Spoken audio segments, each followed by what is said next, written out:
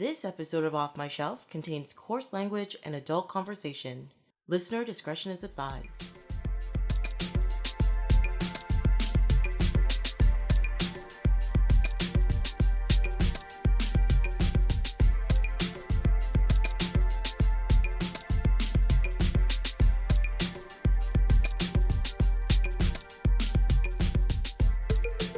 Hello, my name is Tracy James, and welcome to Off My Shelf, a podcast about movies that are well off my shelf, where we go through my DVDs and talk about the movies in my collection.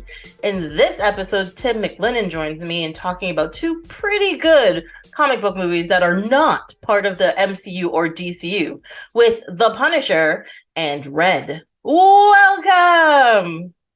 Hello! I've returned. You have returned. Thank you for joining me.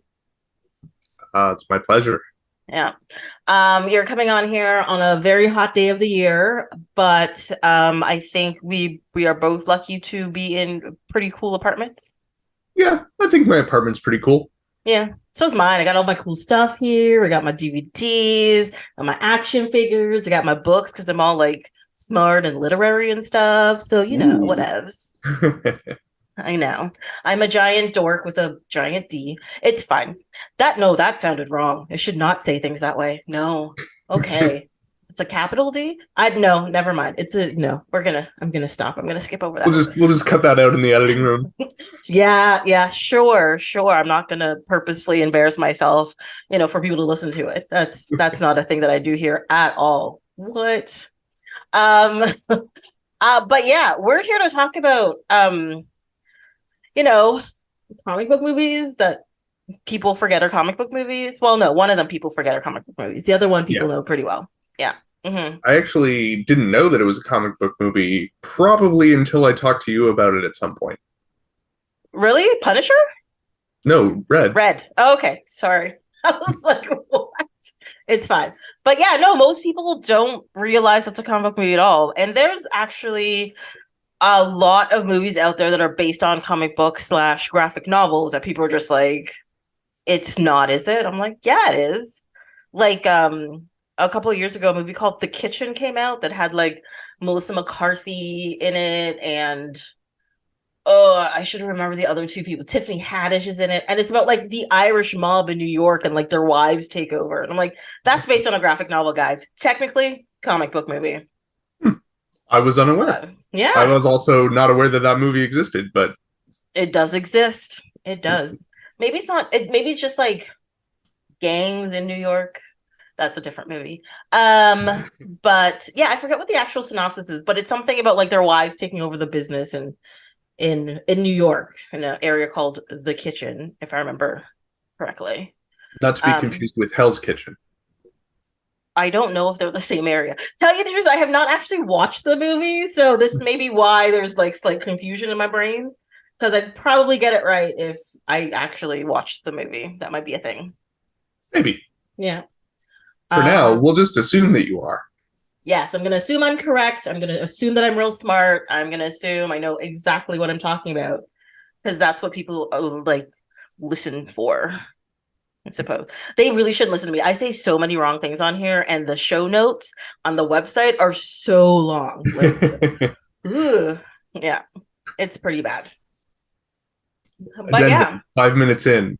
No, actually. Yeah, a lot of the addendums are like, so I was wrong, and then like the article or whatever linking to something, and it's just like, okay, there's a lot of I was wrongs on this one. Oh no, what did I do? So, yeah, what can I say? What can I say? Anyways, you didn't know R.E.D. was a comic book movie? No, not when I first saw it. It was what, 2014 that it came out? 2010. 22. Wow, okay. Yes. That's a lot older than I remembered. Yeah, I was actually surprised how old it was as well when I was watching, when I was looking up the information for the movie, because I also thought it was more like, 2015 or something. But yeah, no, 2010. What can we say? Those old people were kicking ass and taking names all the way back then. And as far as I know, they're all still alive. They are all still alive. Sad news about Bruce Willis. but they're all here still. I mean, I remember complaining for like a bunch of years that Bruce, like, I know he's always just like an action star, and like, his acting quality was never really like a thing. But I remember thinking for years before the announcement of like his disease and stuff came out that I'm just like, he just looks like he's not even there. Like he just looks like he's looking off into the distance. And when people are talking to him, he looks just like he's just like, so it's what's going on? Like he's just out of it. And then this diagnosis happened. I was just like, oh, so it really just wasn't me being like, oh, he's given up because acting stuff. No, it actually was like a thing. Because if you watch movies like the earliest I remember it is what's that movie where like people sit at home in their little like boxes and like replicas of like them go outside and do stuff, and he's like a cop, and maybe it's just called Replicas. Oh my god, is it? I have no idea. I've never seen slash heard of this movie. Oh, let's see if I can find what it's called. Well, he made a lot of movies between 2020 and 2022. Like, that is crazy. That's only like the last 3 years. Yeah, but he's made like 50. Like, it's crazy. So the movie, sorry, I found it. The movie was called Surrogates, which actually came out 1 year before R.E.D, but I'm wondering if it was filmed like when it was filmed. I don't know. That doesn't make any sense. But Surrogates, I remember watching that movie and thinking about like, he just looks, maybe this is one of those movies like Cop Out where he's just like, I don't want to be here. Maybe that's what it was. But that's one of the movies I first remember him seeming like spaced out, and that came out in 2009. But yeah, Cop Out and R.E.D came out the same year. Oh, interesting. And The Expendables. God, that movie's so bad. I want it to be so good, and I know there's no point to the movie. It's just like, we're action dudes and we're gonna put in a movie together. Fine, but oh, so bad. But I digress. Sorry, yes, I got distracted. What were we talking about? I don't know. We were talking about how all the old people are still alive. Yes, they are, which is great because they are hitting some numbers, especially Morgan Freeman. And I think even in the movie, his character is supposed to be like 80 years old, but he actually dies in the movie and he's got like pancreatic cancer. Stage 4 pancreatic cancer is what it is in the movie. He's already in a retirement home, unlike everyone else. Yeah. And he does like an amazing job. Love it. I mean, he was born in 1937. How old does that make him? Oh my god. I gotta get Google to do the calculating for me because my brain is not working. 80, 87? 85? Let's see if you got it right. 86. It's his birthday today. Look at that. What? Hey. Yes. Happy birthday, Morgan Freeman. This is gonna come out like a week after, but his birthday's June 1st, 1937. There you go. Happy birthday. If we recorded yesterday, I would have been right. You would have been correct. Exactly. So when this movie was made, he actually wasn't even 80 yet. He was only 70. He was 76. This movie came out 13 years ago. Oh my god. I can't even. Time is going by too fast. He was 72. But yeah, no, he's still out there puttering around, doing what he does. And I believe it's called acting. Acting, yes. Being an actor. I think by this time, like, once you get to a certain age, even if you like acting and stuff, screw being on set. Just do voice work. You will get paid bank for doing like 1/10 of the work, but still like really projecting and acting and doing stuff. Yeah. One thing about this week is that I thoroughly enjoyed my prep for this recording. Last week I had the same experience actually. The last episode as well. I've had 2 episodes in a row where I'm like, I just like both of these movies, and I'm happy to say they're still both great, and I enjoyed watching them. I agree. I'm like, people can't hear you not. I guess do you want to go alphabetical order, or does it matter since we started talking about red already? We kind of started talking about red. Mm-hmm. Okay, let's keep going with red. But I do have more notes on Punisher, i.e., I have no notes on red. Okay. That is a thing that happens regularly, don't worry, especially when it's a good movie. When it's a bad movie, people just have like 35 pages of notes. When it's a good movie, people have no notes because they're busy watching the movie, and then they're like, I don't know what to put down, and that is okay. All right, well, so shall we wrap up red right now then? Yeah. It's like A+, no notes, great movie. Great movie. Yeah, no, I only have what? 1, 2, 3. I have 5 notes. 5 notes. One of them actually relates back to the Punisher movie. Oh. So technically it's so we should do the Punisher first then. I mean, sure. It doesn't really matter. I don't know. We got to sandwich the Punisher in with red, I think. I think that's how we got to do it. Yes, exactly. Well, okay. Let's just start on the Punisher. We'll just do alphabetical, also chronological, 2004, 2010. Mm-hmm. We'll make it work. So as far as I know, this was the second Punisher movie ever put out. And it was way better than the Dolph Lundgren version. And this is why I have it. And I just really like, it's just like a solid action movie where they don't waste any time about like, you're like, yeah, there's a bunch of like cheesy scenes. It's just like, oh, he's a drunkard now. And oh, you have to understand how much pain he's in. Sure. But there's no real like character building. There's no real like exposition. There's no real anything. They're like, hey, you killed my family. You're going to get fucked up. Done. Everything. Movie happening. Done. Yes. Yep. A few scenes were, like you said, a little bit hard to watch, a little painful. Yeah. But yeah, for the most part, just like, yeah, easy action movie. Well, because even from like the opening scene, yes, we know he's Frank Castle and he's technically undercover and all that kind of stuff. But all of the characters in that opening sequence are so over the top. Like even his like, what is he, German or something? And like yeah, so yes. Son. Yeah. So he's undercover as just this guy, and he's friends with the guy that works at a club, chauffeuring cars. Yes. You want to know what his actual name is? That's a good question. Or what his yes, name because is? I've seen him in so much stuff. Yeah, he's in like Ocean's 11 and all that kind of stuff. Is he one of the guys on House? I want to say no. I don't think so. Let me see if I can find out. His name is Eddie Jamison. Jemison? Jemison. He plays Mickey. Yes.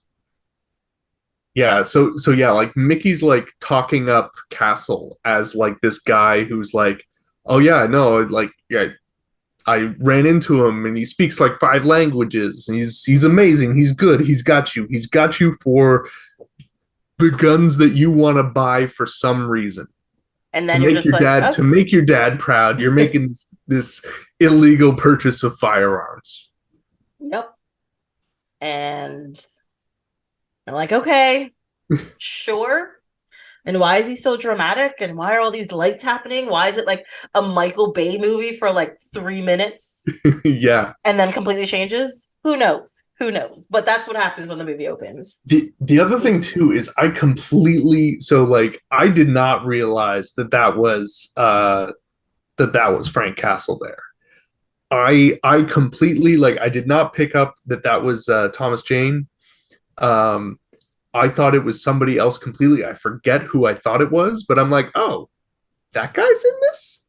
Because I also completely forgot that John Travolta is the bad guy.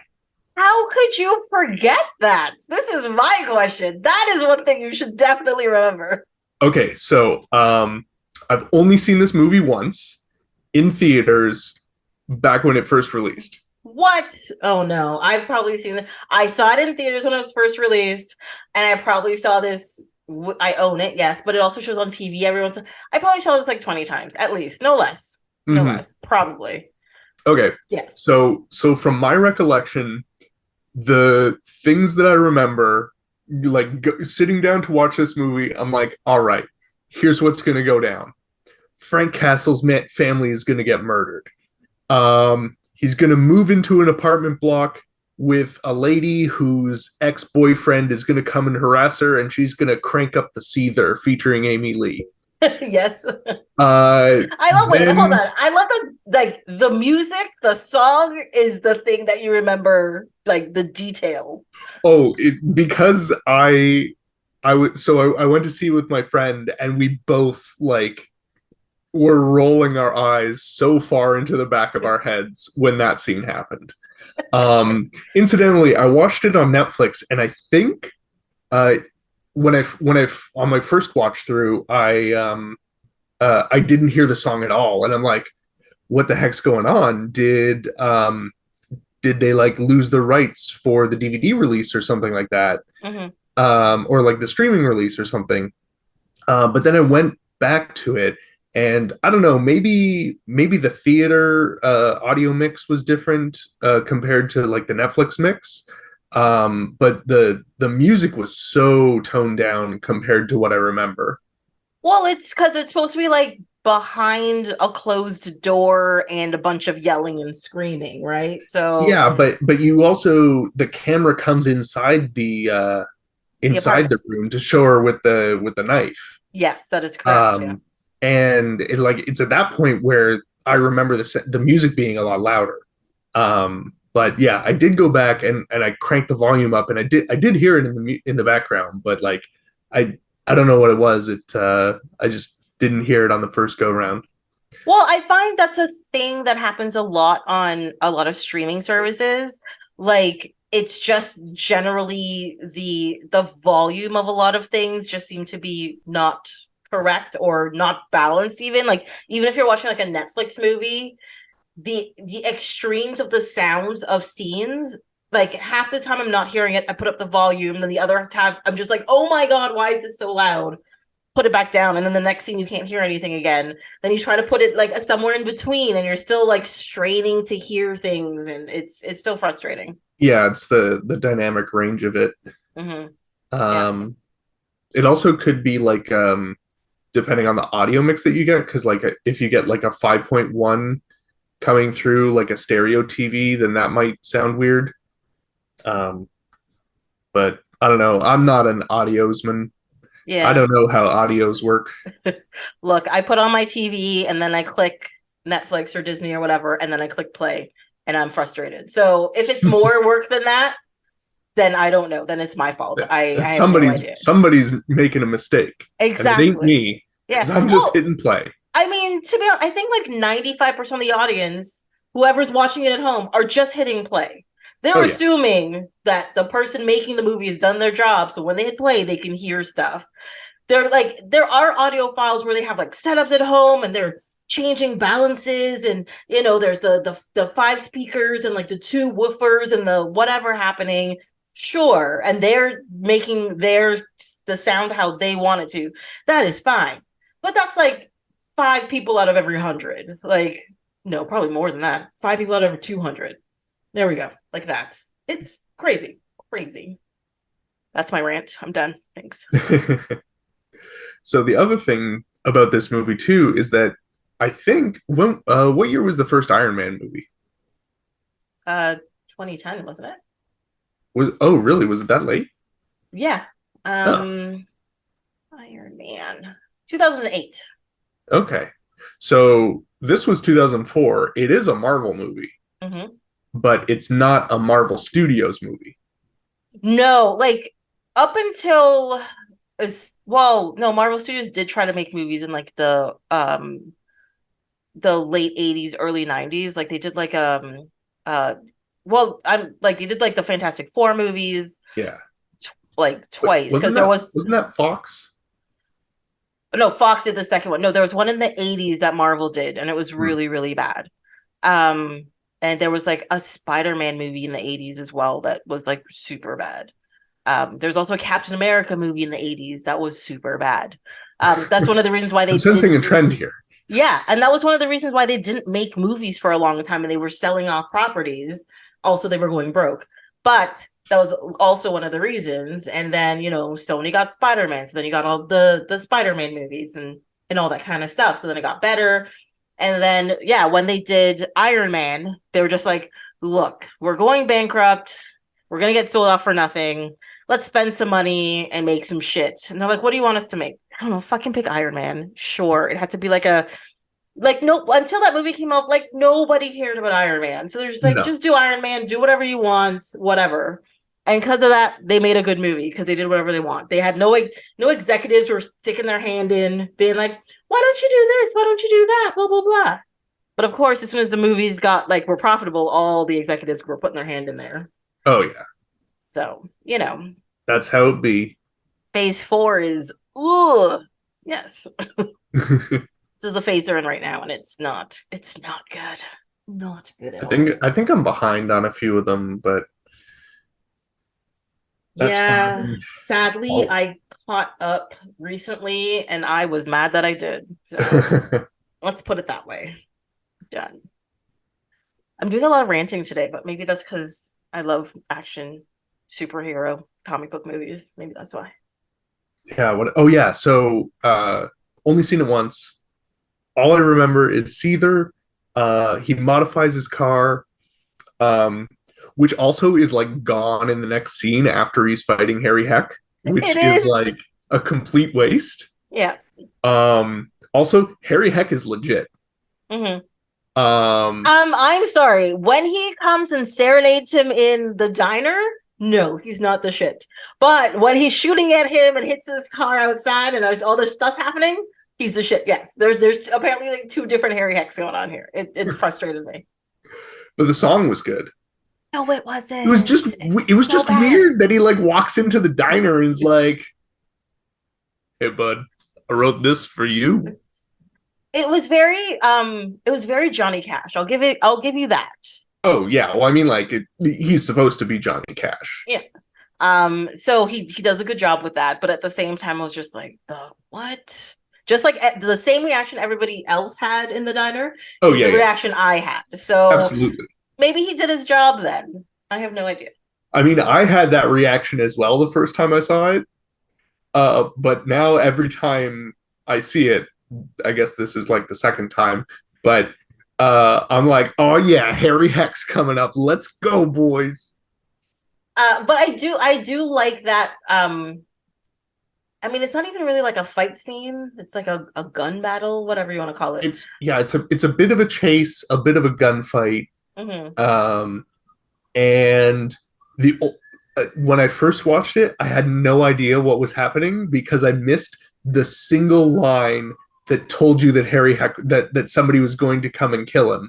Yeah, which is like just an offhand remark to John Travolta that's just like, we got a professional coming in from Memphis. Yeah. And it's like that's it. Yeah. That's it. That's all you hear. And then like the next scene is like the diner basically. Yep. Yeah. But like I think they set it up well.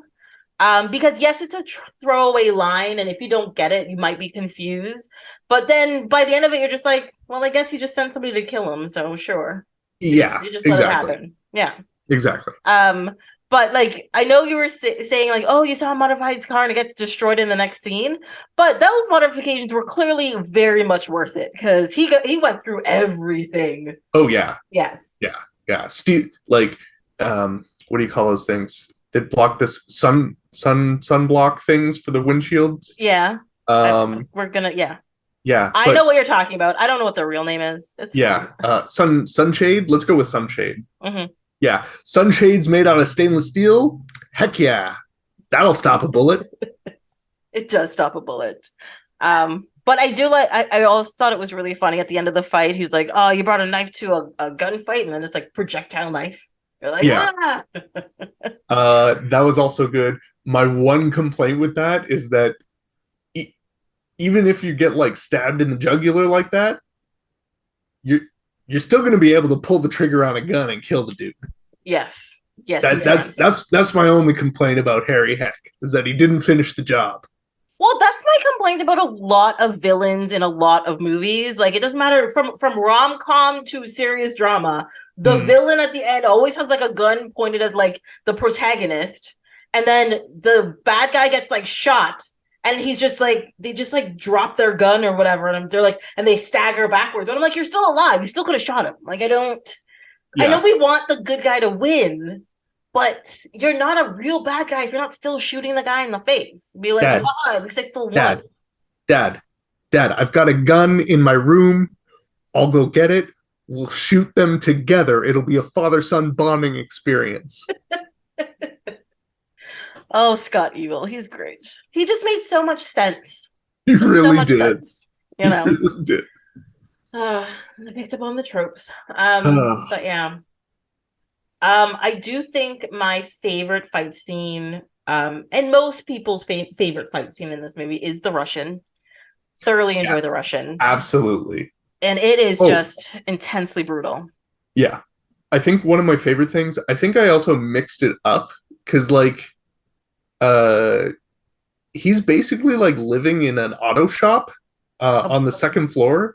Like he yeah. has like um there's like that weird elevator. There's the just like steel cabinets full of tools. So I think I mixed it up in my head, and I thought that he was going to try to choke out the Russian with like a chain hanging from the ceiling. But that's clearly another movie. Yes. That Instead, he just got thrown through a wall. yes. He got thrown through a wall. He got hit by a toilet, if I remember correctly. He got a grenade thrown at him. He got a grenade hit back to him like a baseball. Yes, yes. And that is my connection to Red. Both movies have people hitting grenades like a baseball. Oh, okay. There you go. That's Yeah, one of my notes from Red. I watched it 2 days ago and read yesterday, and did not remember that happened in both of them. Yes.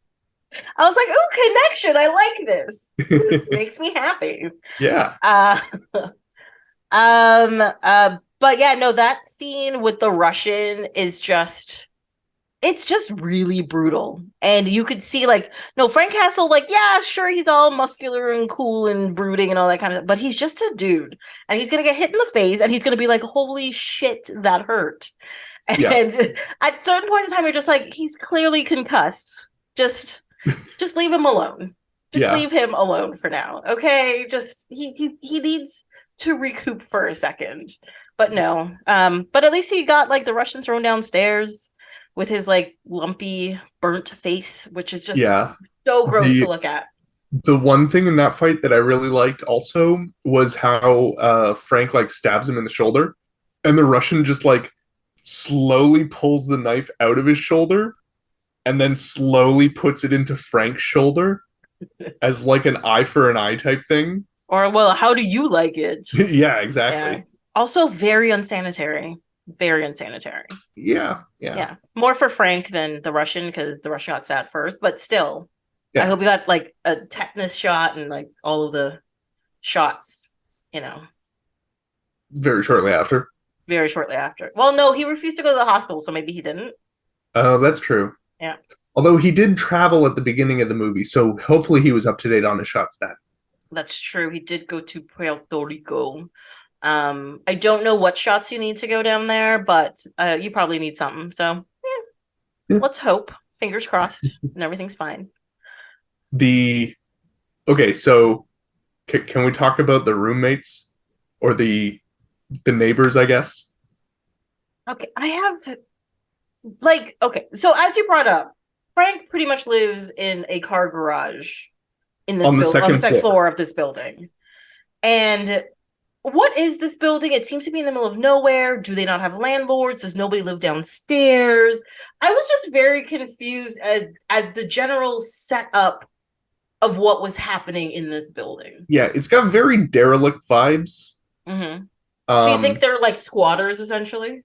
I don't think so. Okay. But I feel as though it's absolutely like a low rent situation because I feel as though like Frank doesn't want to get found, and so he's gonna go to like probably the scummiest landlord around.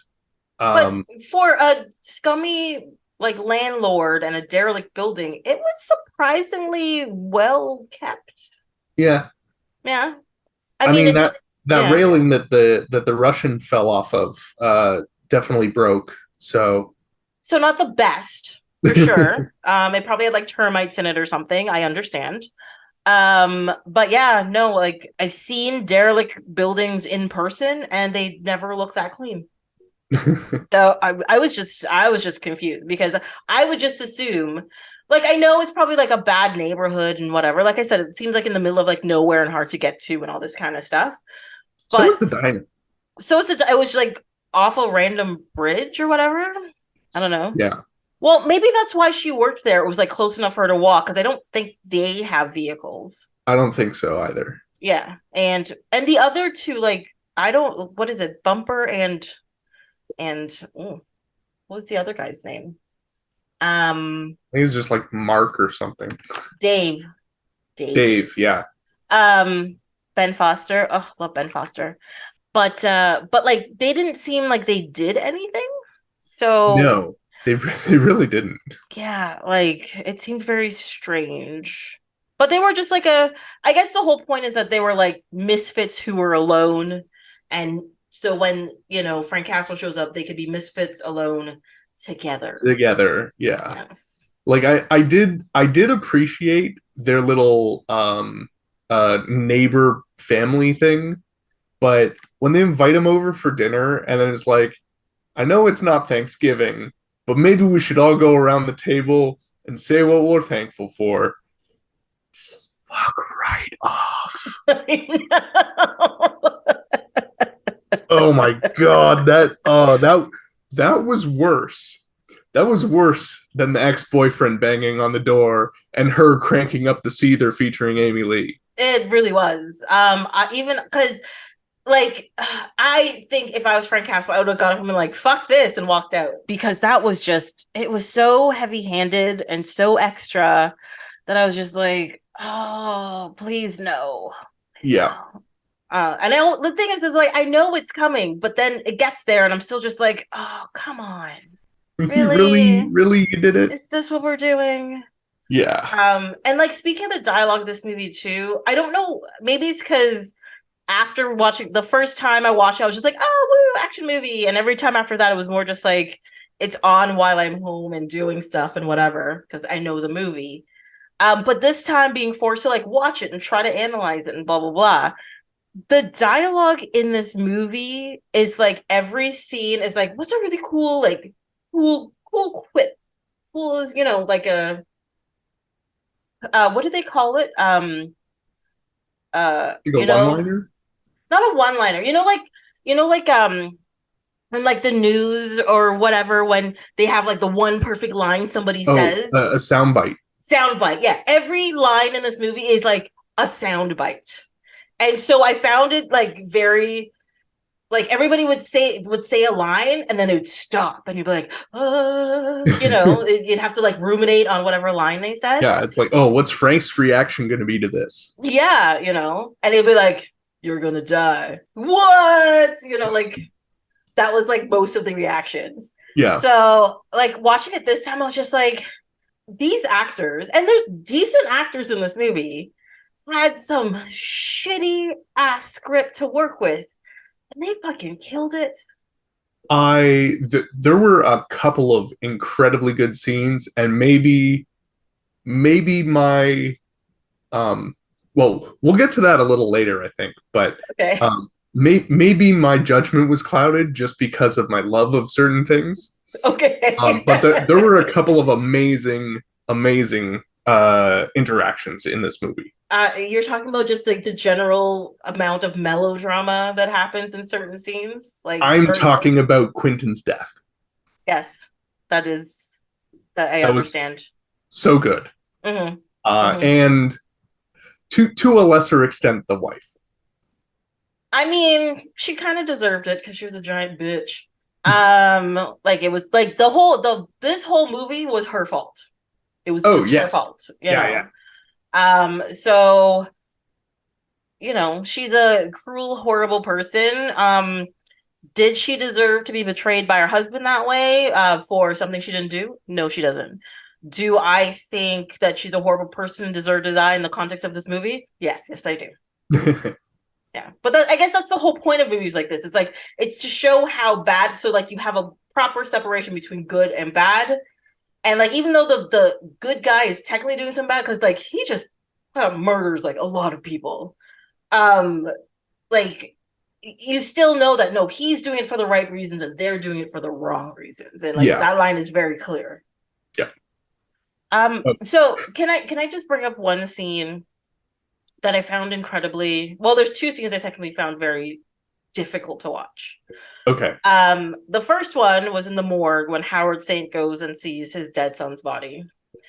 And I know he's trying to show like it's John Travolta and he's trying to show how much he loves his son and he's sad about his son. And he tells that thing about like, I used to have to dress him until he was 13. And first of all, I was just like, you have to dress your son until he was 13? Oh my God. Why would you tell a mortician that?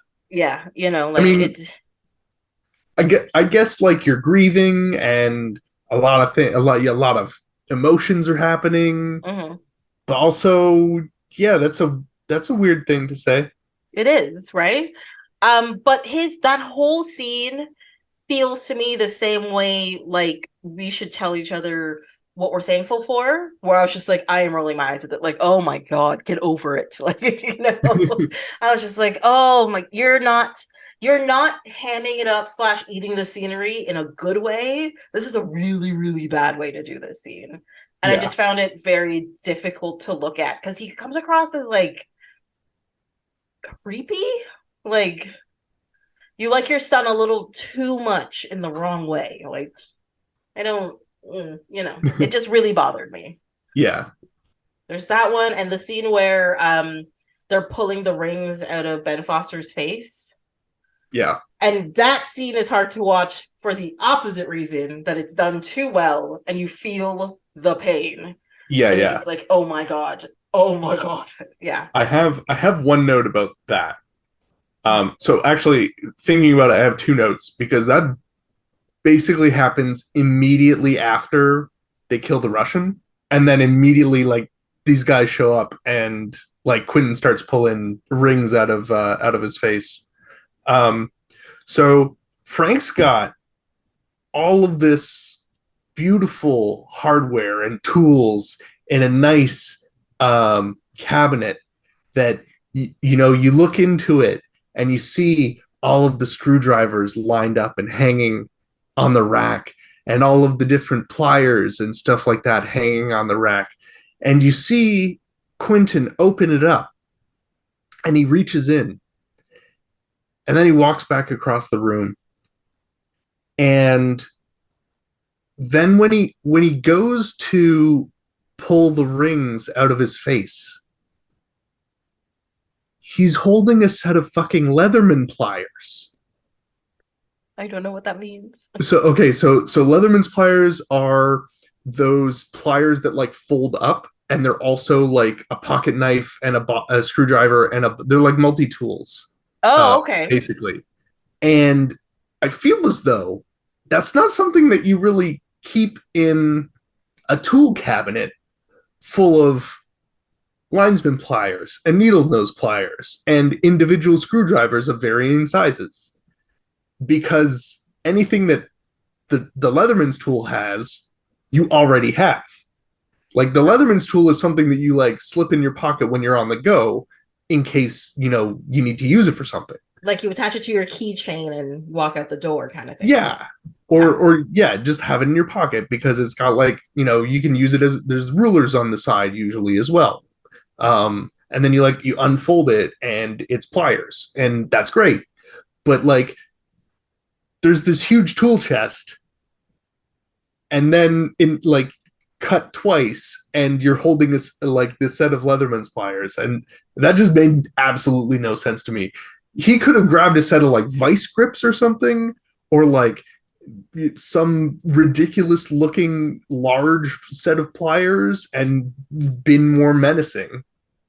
I don't know. I bet you it's some prop guy or maybe the director who was just like, hey, let's try these ones. Nah, that doesn't look big enough. Let's try those ones. Nah, it looks kind of clumsy. How about those ones?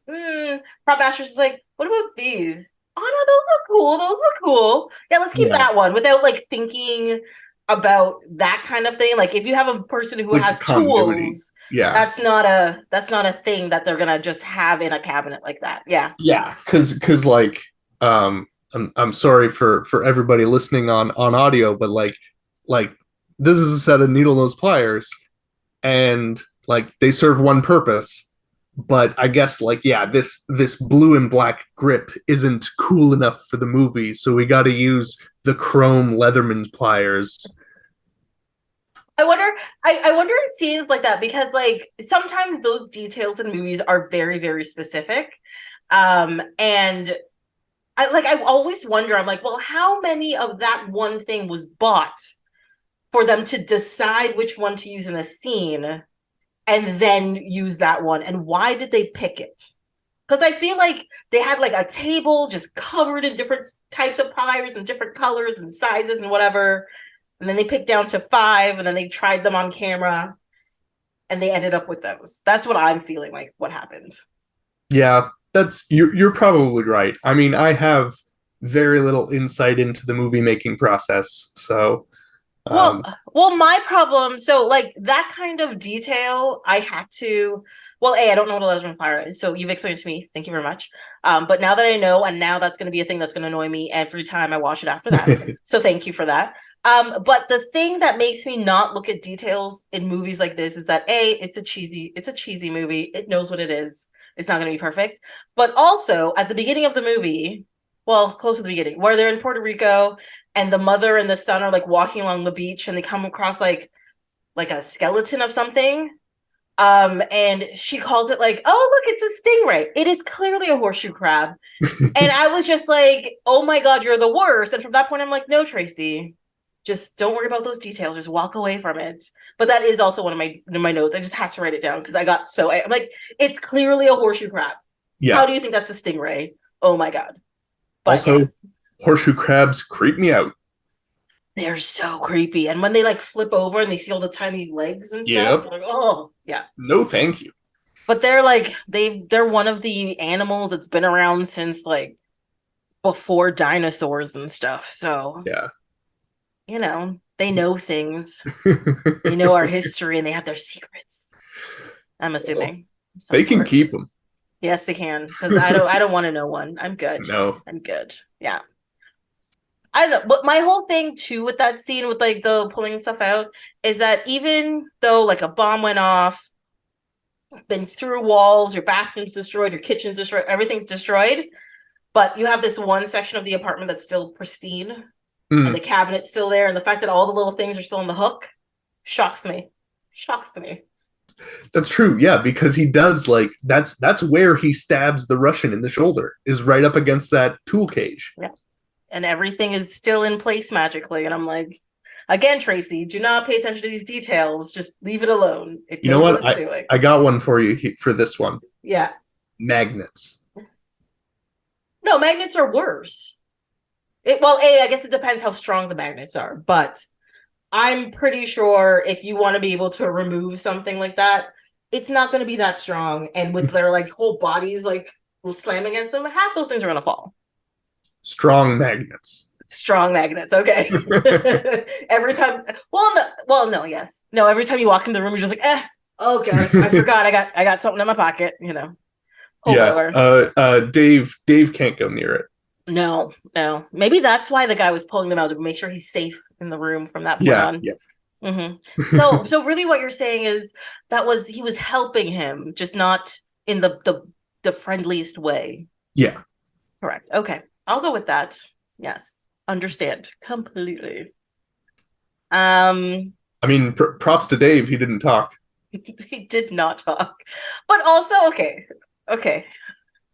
I understood the scene and why it was happening and why Dave didn't talk. Like I understand the purpose of the scene.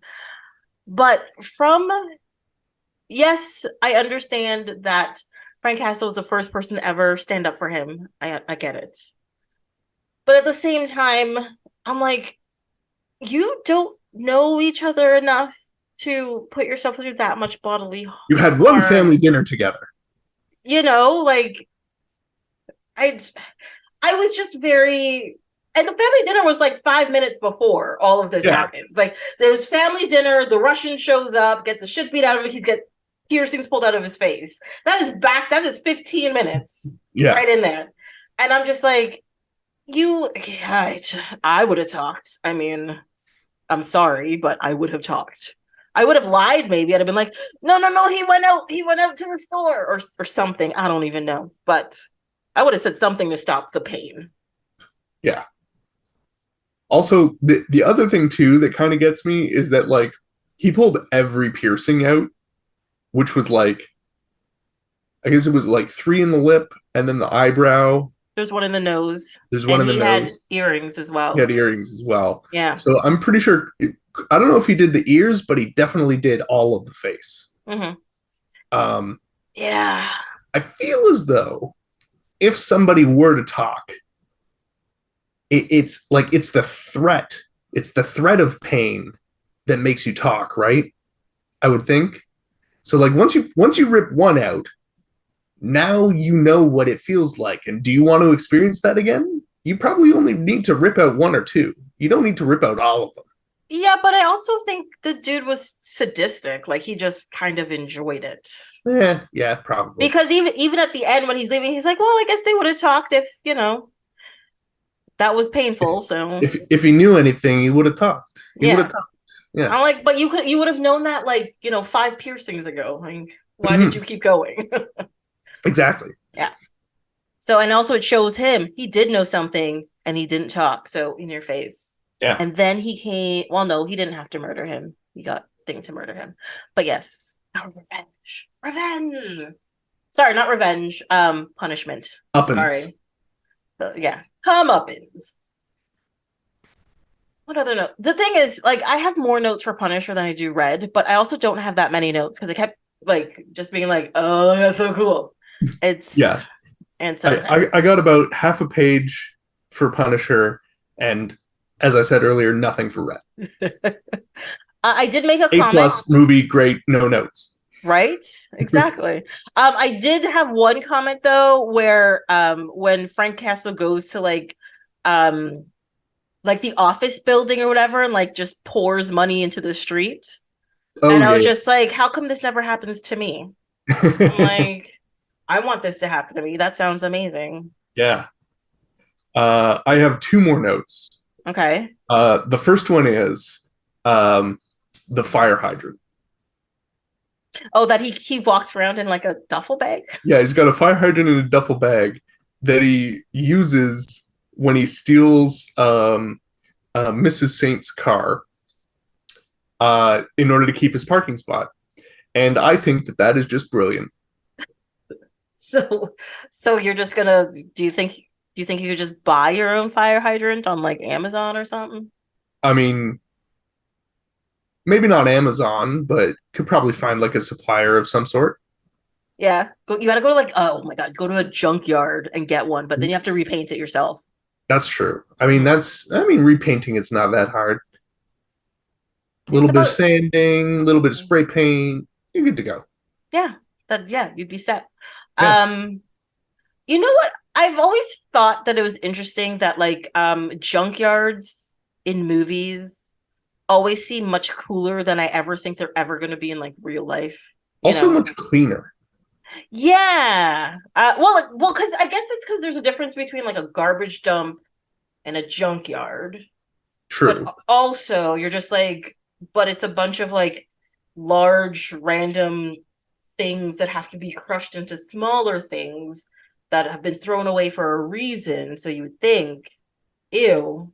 But according to the people in the movies, awesome. And also, I mean, we might have to haggle over this price here. Okay, wait, you know what? I've never looked into that. Can you actually just go into a junkyard and buy stuff? Is that like actually like a thing?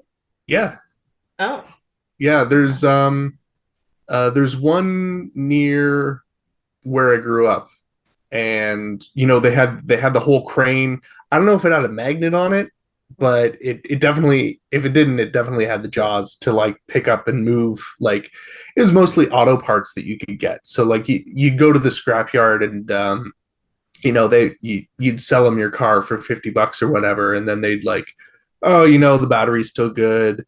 The engine is like, okay, maybe like the seals are shot, but like the block is still fine. So if somebody needs the block, then we can sell it to them for a few $100 or something. So yeah. So it's like, oh yeah. So I guess when they just strip it down for parts, and they resell to get their money back and pay for the property and blah blah blah blah blah.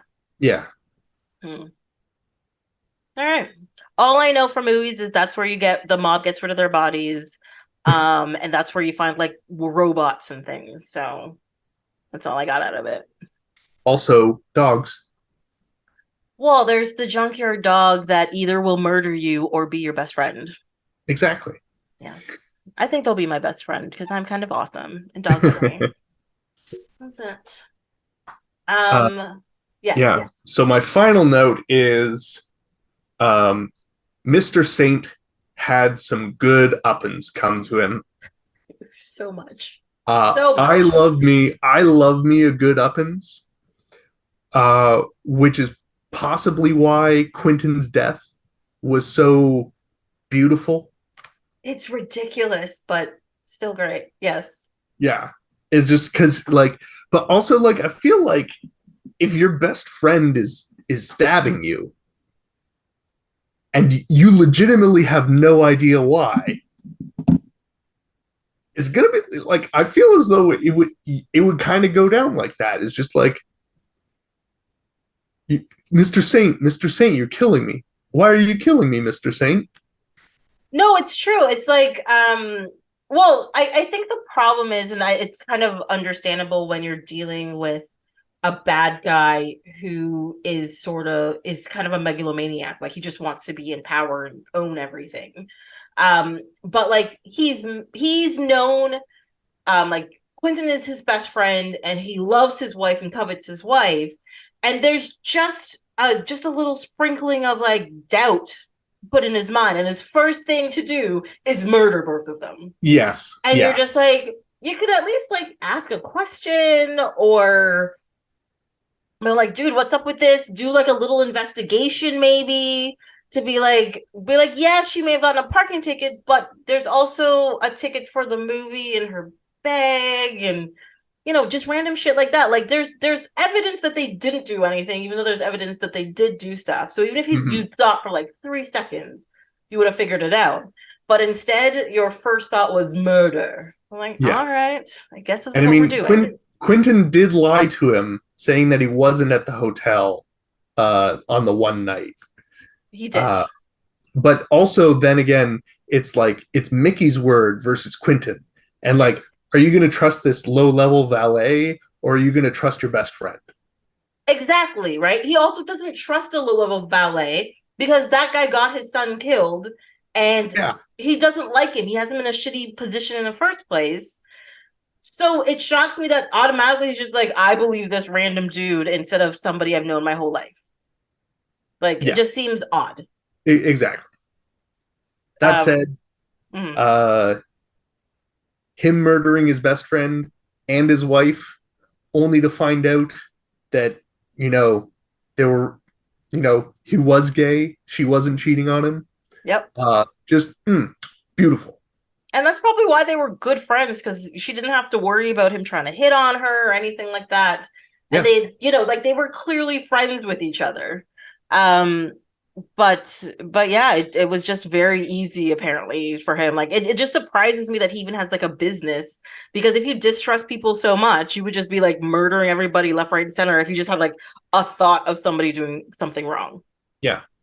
And it's just so melodramatic when he tells the story about like Jim Bowie, and he's like, and he's Oh kicking out yeah, the yeah. rug because he's got to like move the furniture, and I'm just like, oh my god. But that was how you like eat up a scene. Unlike the first one, you're like, no, yeah, chew that scenery, like take it in. It was Yeah, great.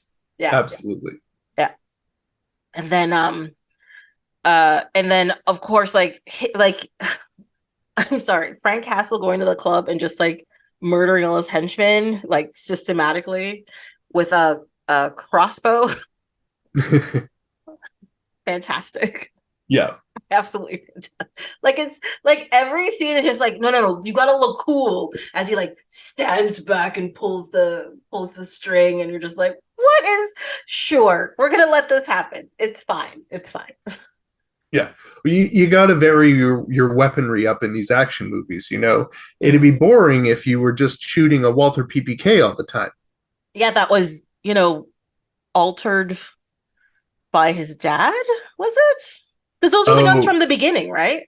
no. So the Walther PPK is James Bond's pistol. Oh yes, okay. Yeah. I'm sorry, I don't know the name of guns.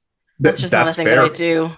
That's Well, fair. because even the opening of the movie, which I always think this is so weird, but it happens in American movies all the time, where you're like walking to a room and there's just like guns all over the place, and everybody's like, "This is normal." I'm like, "Is it though? Like, should it be?"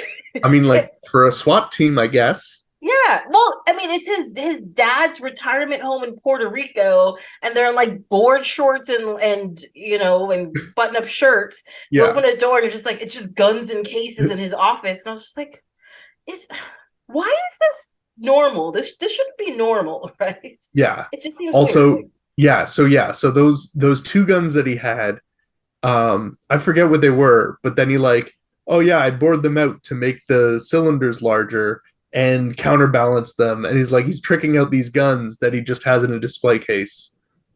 For what purpose is my question? Yeah, Yeah, for his son to exact revenge on people with. and he does it right. Yeah. That's all I'm gonna say.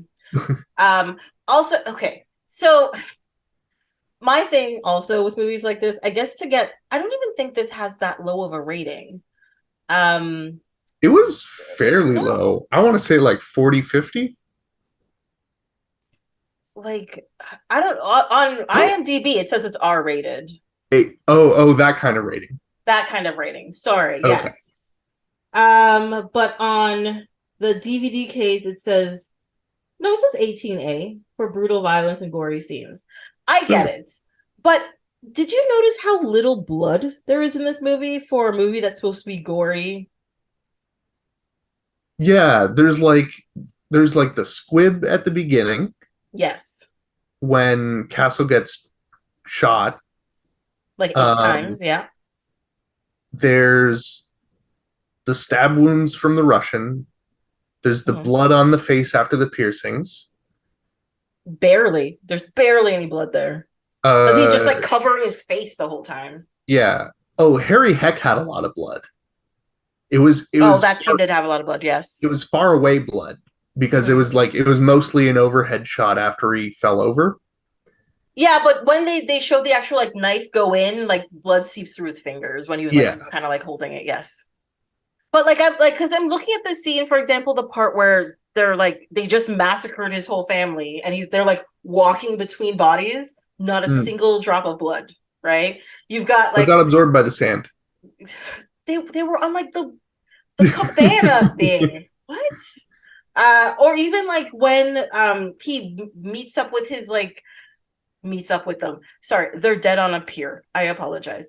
But like they're dead on the pier. He's running up to them. They had just got run over by a car. Not a single drop of blood. Right? Mm. He's going through killing all of them systematically in the clubhouse or whatever. There's like 3 drops of blood. You're just like, I was like, if this is an R-rated movie, why didn't they just like throw buckets of blood everywhere? Is not necessary for this. Like, Yeah. You know, I would think so. But also, this makes me sound like a very horrible, brutal person. But no, I was just taken out of it at certain points because I'm just like, why isn't there more blood? Like, you're shooting people in the face and stuff. Like, what's happening? Yeah. I actually did not pick up on that at all. Picked up on it a lot in this watching for some reason. I don't know why. Yeah. Yeah, when I'm forced to actually like watch something, this is what happens. I feel like I should have rewatched the Dolph Lundgren version. To be like, you know, like how different. Well, of course, it's gonna be incredibly different, but at the same, like I remember that movie being so bad, like so bad, and it would have come out. I would have watched it on TV, and I would have seen it when I was like 12 or something. And as a 12-year-old, I wasn't that into movies, but even I was just like, no, this is a bad movie, right? I think this is a bad movie. This is Yeah. not a good thing. That was one Oh, thing I did pick up on. I did miss one note. There's also a distinct lack of police in this movie. Like, Yes. there's like the first scene where, you know, he is a cop and he's retiring. Um, and then there's like the money scene the cops show up for. And then there's like a press conference with the chief of police, and Frank Castle walks up and he talks to him, and then there's not a single cop for the rest of the movie. Nope. Well, because even at the end where it's very ridiculous, but they start setting off bombs in the clubs, right? The Yeah. club. And this is like a prestigious place. Clearly there are going to be people around there somewhere, even if the club is not open that night. As soon as you start seeing, as like maybe you wouldn't have heard people getting shot with like the crossbow and whatever, fine. But like I think 3 bombs go off or 2 bombs go off in that place. At some point in time, somebody's going to call the cops. And especially by the time he gets outside and ties Saint to the car and have it drive off into a parking lot that's filled with cars, whose cars I have no idea whose cars those were. I feel And like it's just like a used car lot. yeah, but then you're just blowing up somebody else's business.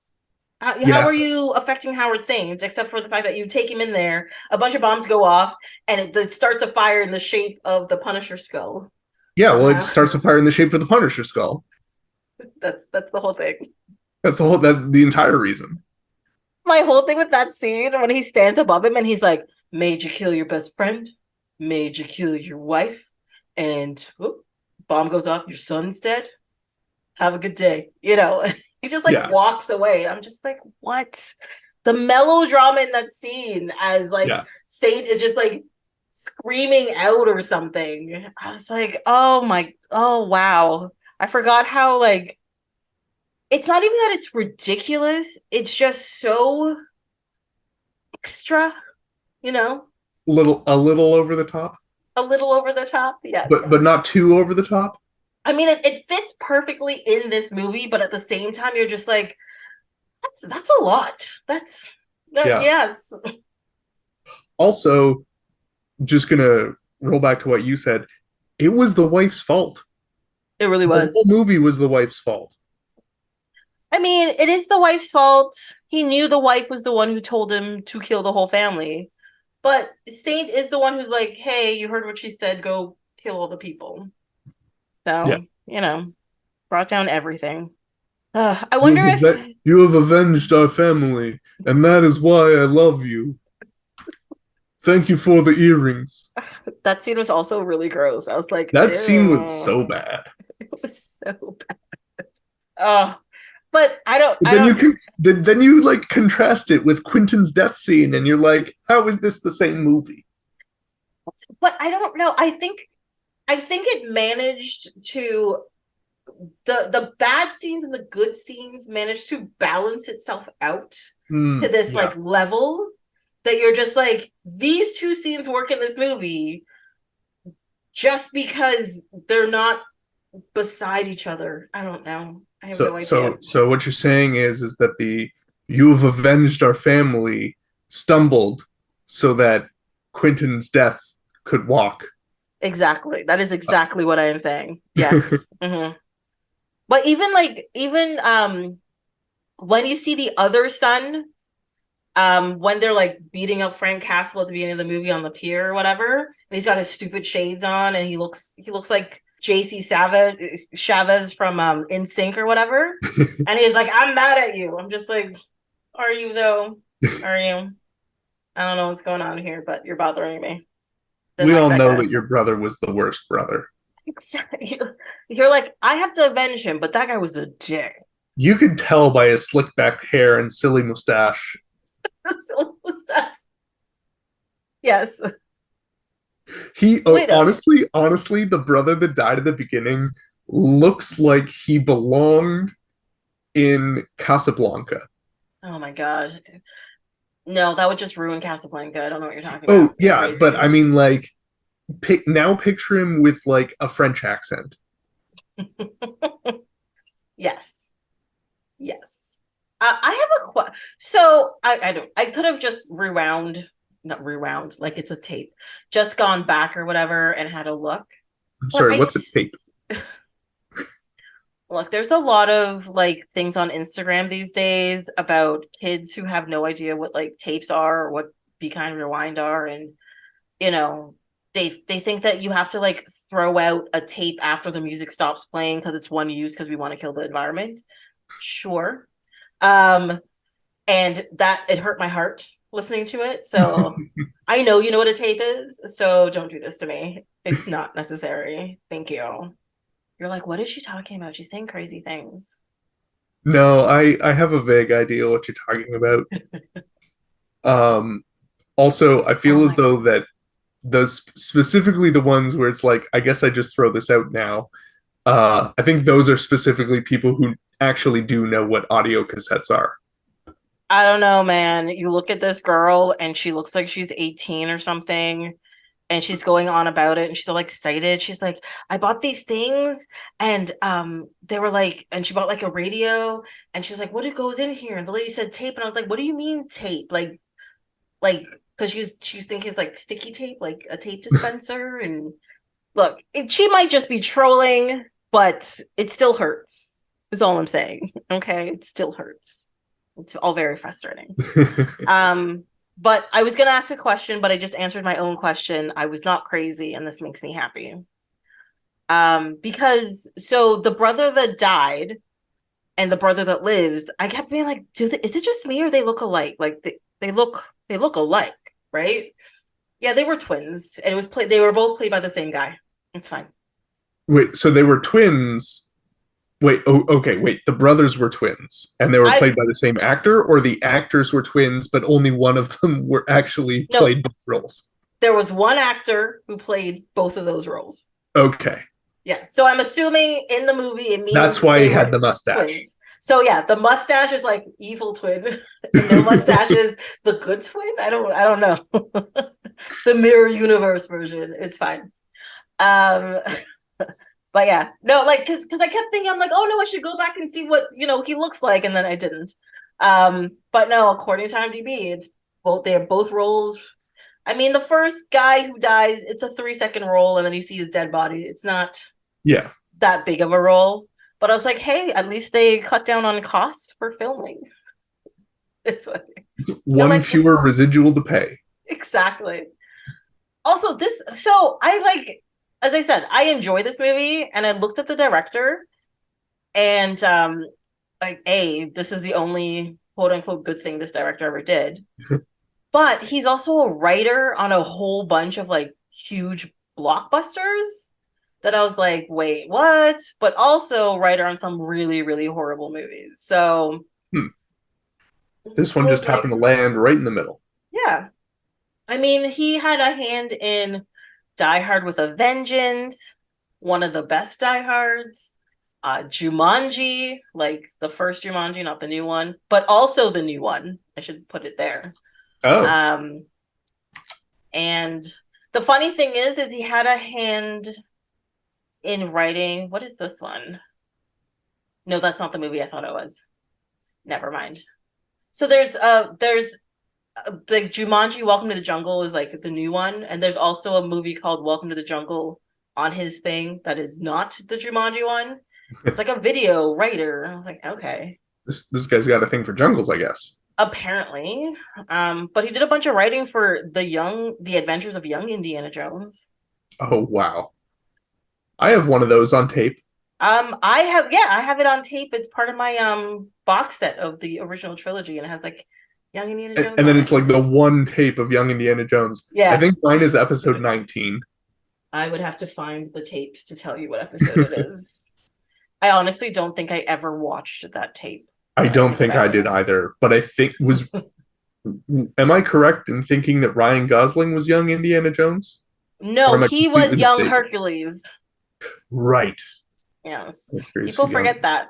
But the funny thing about young Hercules is that he was so skinny, and you're just like, how could you be young Hercules? You're crazy. It says Sean Patrick Flannery. Oh, that name is very familiar to me. I feel like it seems familiar, but I feel like I'm also probably mixing him up with somebody else. So he's the other guy in Boondock Saints. Yes. I hate that movie. You hate Boondock Saints? Yes. Oh. I know people are always shocked when I say they're like, but it's a movie that you would like. I'm like, no, you're wrong. It's really not. I've watched it twice because I was like, the first time I watched it, I was just like, this movie sucks. And sometimes it's like a mood thing. Sometimes it's just like an age thing, whatever. Because there are definitely movies I hated as a kid and as adults I like, and vice versa. So I was like, you know what? I'll give it another shot. Watched it again. I was like, no, this is still not my cup of tea. This is fine. Fair enough. You don't have to like everything. Thank you for saying this, because the arguments I get into, oh my god. He was Powder in Powder. Does anybody remember that movie? I don't think so. I've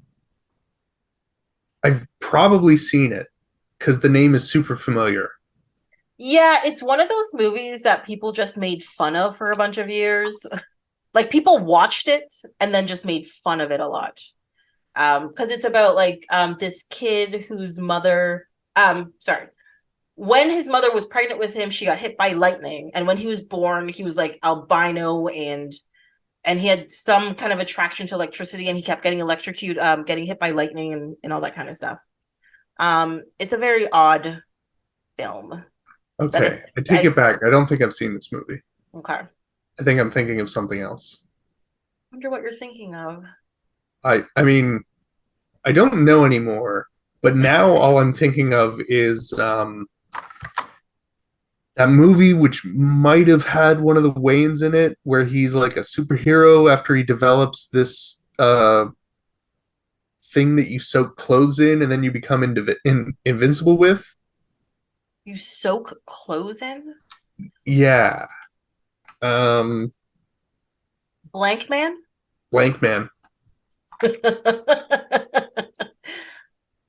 You know what? I don't think I've ever watched that movie.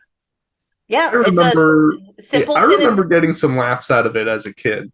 Yeah. But it's probably not a great movie. No, probably isn't. The thing is, like, I understand why the Wayans brothers are famous, because in Living Color, even if you rewatch episodes now, they may be very un-PC, but they're hilarious, right? But their movies, because they are these like ridiculous premises that are pulled out way too far most of the time, it becomes really unfunny very quickly for me. Very quickly, yeah. Very quickly. So like them 5-minute chunks of doing random shit, amazing. Them taking the 5 minutes and making it like an hour and a half, not so much. Not so much. So it's a bit of a problem. Well, not for them. They've made their money and they're happy, so they're fine. Yeah, they're making money. Yeah. Oh, David Wayans Jr. was in that one. Made it in. He's funny. I like that he looks like the rest of them, but not quite like the rest of them. So you're like, oh wait, is he a Wayans brother, or am I being racist? And you're like, no, he's a Wayans brother. It's fine. It works. As Black people are related. It's a joke. I'm allowed to say it. It's fine. You don't have to agree. It's okay. I was just gonna question indignantly. Oh. Yes. Do you have any more notes on Punisher? Should we hop over to R.E.D? Because I know you don't have any notes, but we are going to talk about this movie. Oh yeah. No, I think yeah, yeah. The last of my notes was that there's a distinct lack of police. Like Yes. he flips his car after Harry Heck chases him. The cops don't come to be like, "Hey, why'd you leave your car overturned in the middle of a road?" Maybe he No, didn't register it. nobody followed up with that. I mean, I guess, but I mean, like maybe dust the steering wheel for prints or something. Yeah, I mean, he did also leave a dead body with it, so Exactly. I mean, that you would may think that be that something. might be a priority for the Tampa police. Exactly. Also, that Oh, he spent a whole time like just leaving dead bodies in random places because he's just murdering yeah, people. So and two at the bottom of his staircase. yes.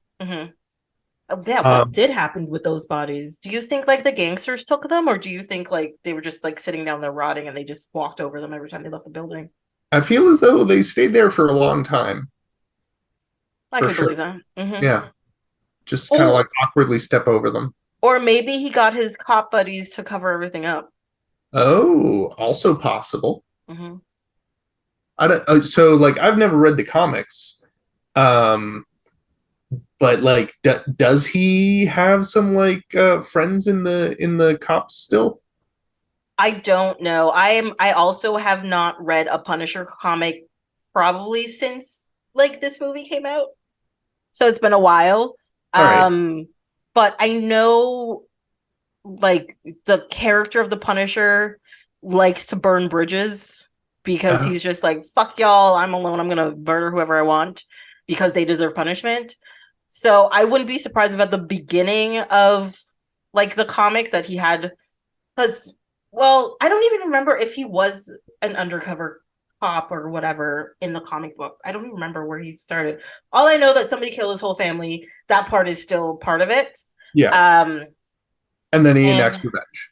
and he next, it's not revenge. That's Or too sorry, emotional. It's punishment. punishment. Yes, Punishment. um, they even said that but in the movie. They did, right?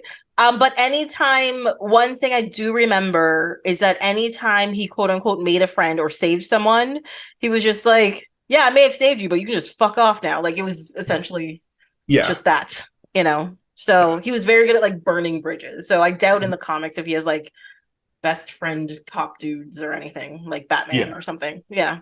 yeah. Okay. Um, so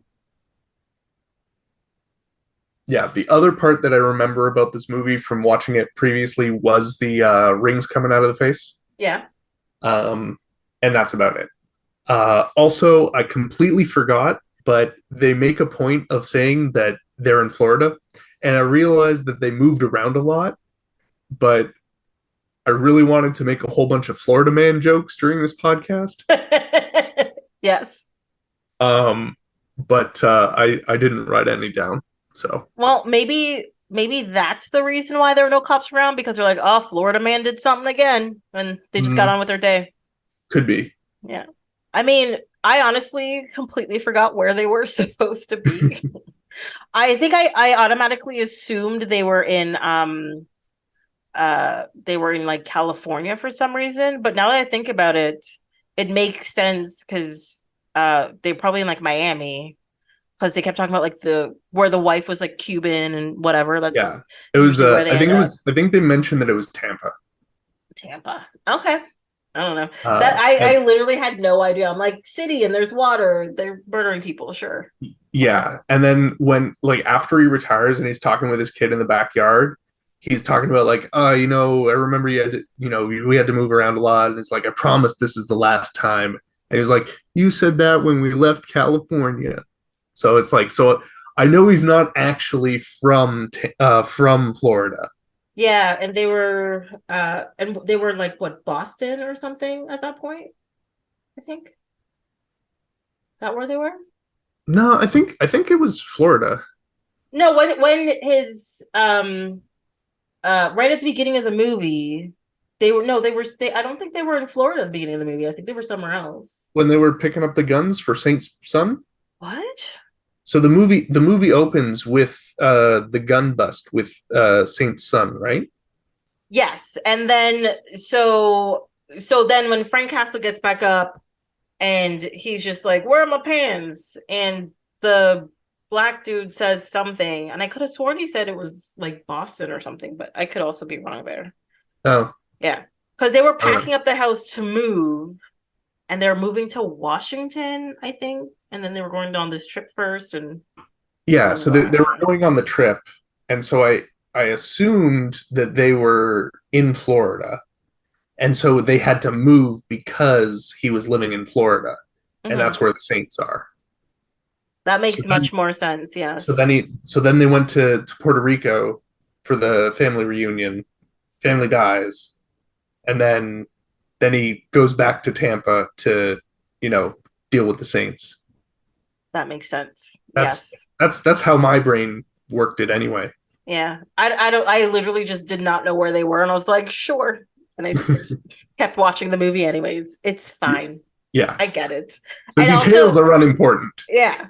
And also when you put it that way, I'm like, that makes a lot more sense than them being in LA and then the Saints being in Florida and then they were in LA for no reason Austin and for like some reason. yeah, it makes no Yeah. sense. Now that like that's cleared up in my brain, I'm like, yeah, Tracy, that was a dumb thing to think. That doesn't make any sense whatsoever.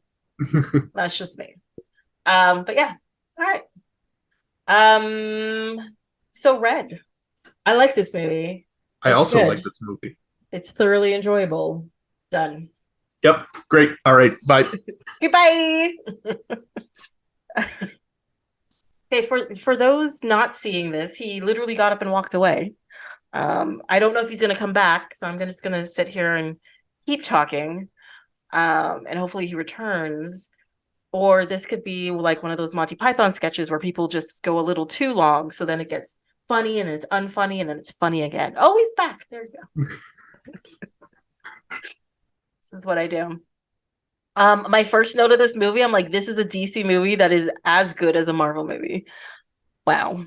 Yeah, Wow. rare Yes. occurrence. Yeah. Like, I actually thought this was like an IDW movie, but I may be thinking of something else. But yeah, no, at the beginning they have like the DC logo and everything. I'm like, oh, it's a DC movie. I'm like, it's Marvel versus DC. And I was like, no, this is like it's a great movie. Well done.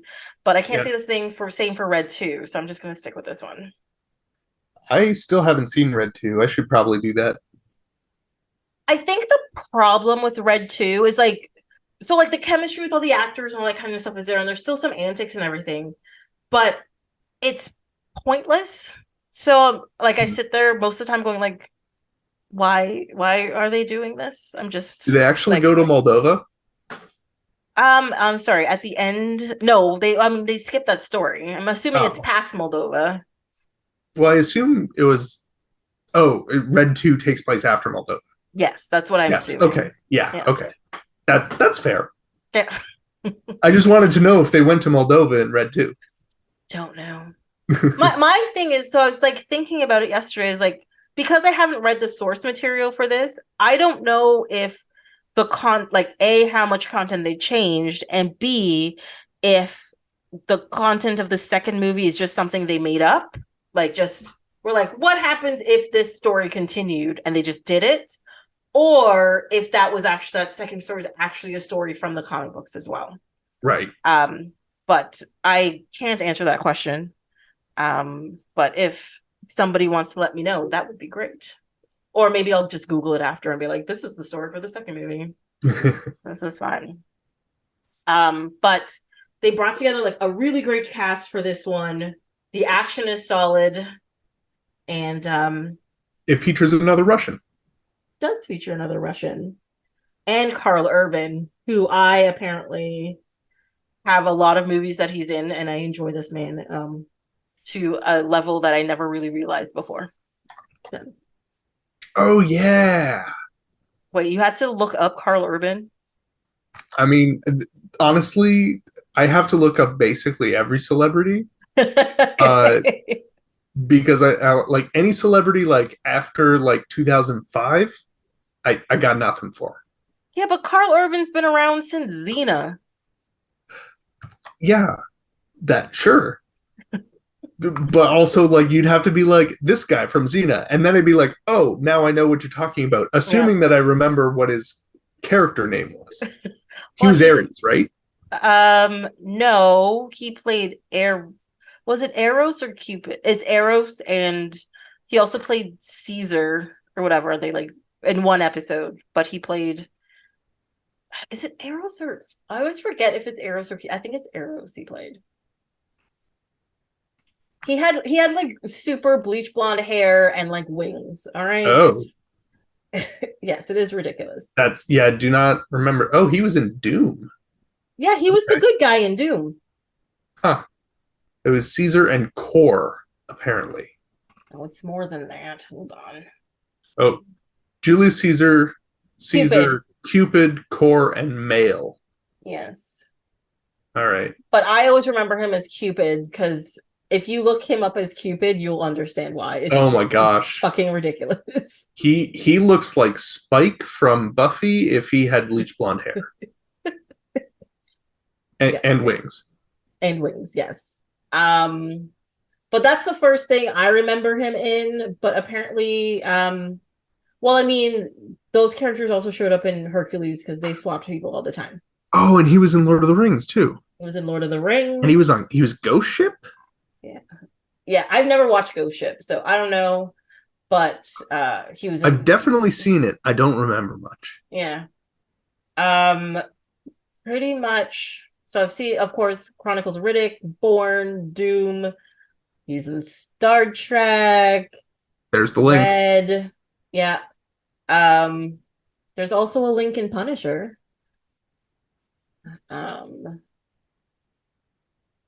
Yeah, I've seen most of his movies somehow. Oh, he's an uncredited stormtrooper in Rise of Skywalker. That's hilarious. There's a lot of there's so many of them. It's crazy. Yeah. The only thing of his that I haven't watched that people are just like, why haven't you watched this? Is The Boys. But I've tried. Also not watched The Boys yet. I have tried to watch it, and it is just to a certain level that is just does not sit well with me. Like, I'm just like, no, this is just gratuitous violence. Yeah, and like for the sake of being gratuitous. And I know, like, from what I've read, it's technically part of the characters thing. Like, one of the biggest problems is that these quote unquote superheroes are overly violent in this world, and like that's part of their persona. So it's supposed to make you uncomfortable, but I'm just like, but why do I want to watch this? I don't want to watch this. I'm good. You know? So I've just like, but every time I see an ad for it, I see his face, I'm like, oh, I want to watch this. But then I'm like, no, I don't like this. This is not good. But he did do a TV show a while ago called Almost Human that got canceled after the first season, which I'm still mad about because it was so good. I don't understand why they canceled it, but whatevs. But if they didn't, he may not have been in like Thor or Star Trek or something. So it's fine.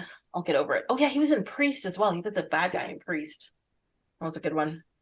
Like it's have you seen the movie Legion with the Antichrist? Or sorry, it's not Antichrist. Like the end of the world and like the angel Gabriel is trying to like save people and whatever. Okay, so then I can't compare this because there's a movie called Priest that is also led by Paul Bettany, which is almost exactly the same movie as Legion, except one's vampires and one's like demons. Okay. That's it. But like you watch them back to back and it's like the same feeling on both of them. Yeah. But they're both thoroughly enjoyable is all I'm getting at. Oh, well, it was directed by the same guy. Okay, that makes sense now. Never mind. I mean, I could have just looked that up like a year ago. Or legally more. Distinct from the movie. Yes. But yes, I enjoy Karl Urban and him with his cute haircut, quote unquote cute haircut, fighting old Bruce Willis in this. Yeah. Great. So good. That was a fun little scene, I think. Yes. So-and-so trained you. I trained so-and-so. What is it, Kordeski? That sounds right. Yes. So the funny thing is like with some movies, like I forget huge details, but minor tiny things like that just sticks right in there for some reason. Don't know why. It's a very strange thing. But yes, I like with Punisher, one thing I like about this movie is that they spend time setting the scene, but they don't waste time in the They don't scenes. dwell on it. Yeah. Yeah, they're just It's very quick. yes. There's a lot of different like locations. None of them is around for more than like 10 minutes. No. Which also had me thinking, I'm just like, how are you getting from these places? Like, it doesn't make sense to me. Because at one point in time, they're in New York and where did they start from? Where was Joe's retirement home? Was it Chicago? Was it that close? I don't know. I don't But remember. essentially throughout the movie, they literally crisscross the whole country like twice. And I'm like, is this taking this feels in the movie, it feels like it takes 10 minutes for them to get there. Yeah. But in real life, it's like 3 days each way. And I'm like, shouldn't people be hunting you down better than this? Like, Yeah. Because they can't get on planes and whatever. But I do appreciate the postcards to introduce you to the new city. yes, I did appreciate that as well. That was very good.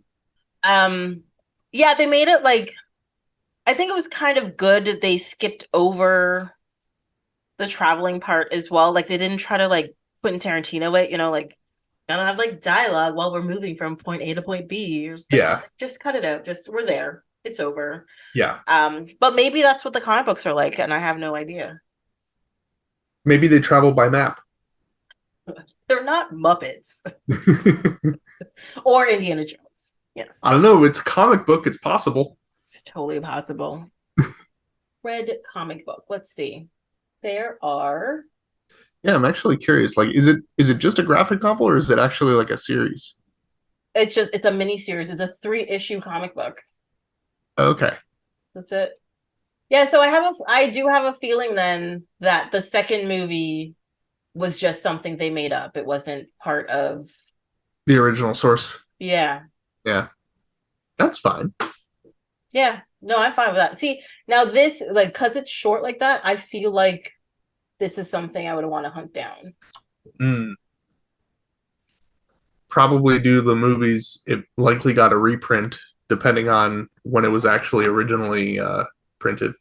It was originally printed in September 2003 to February 2004. That is not a long separation between putting out a comic book and having it like made into something. That is crazy. Wasn't like Sin City pretty quick on that as well?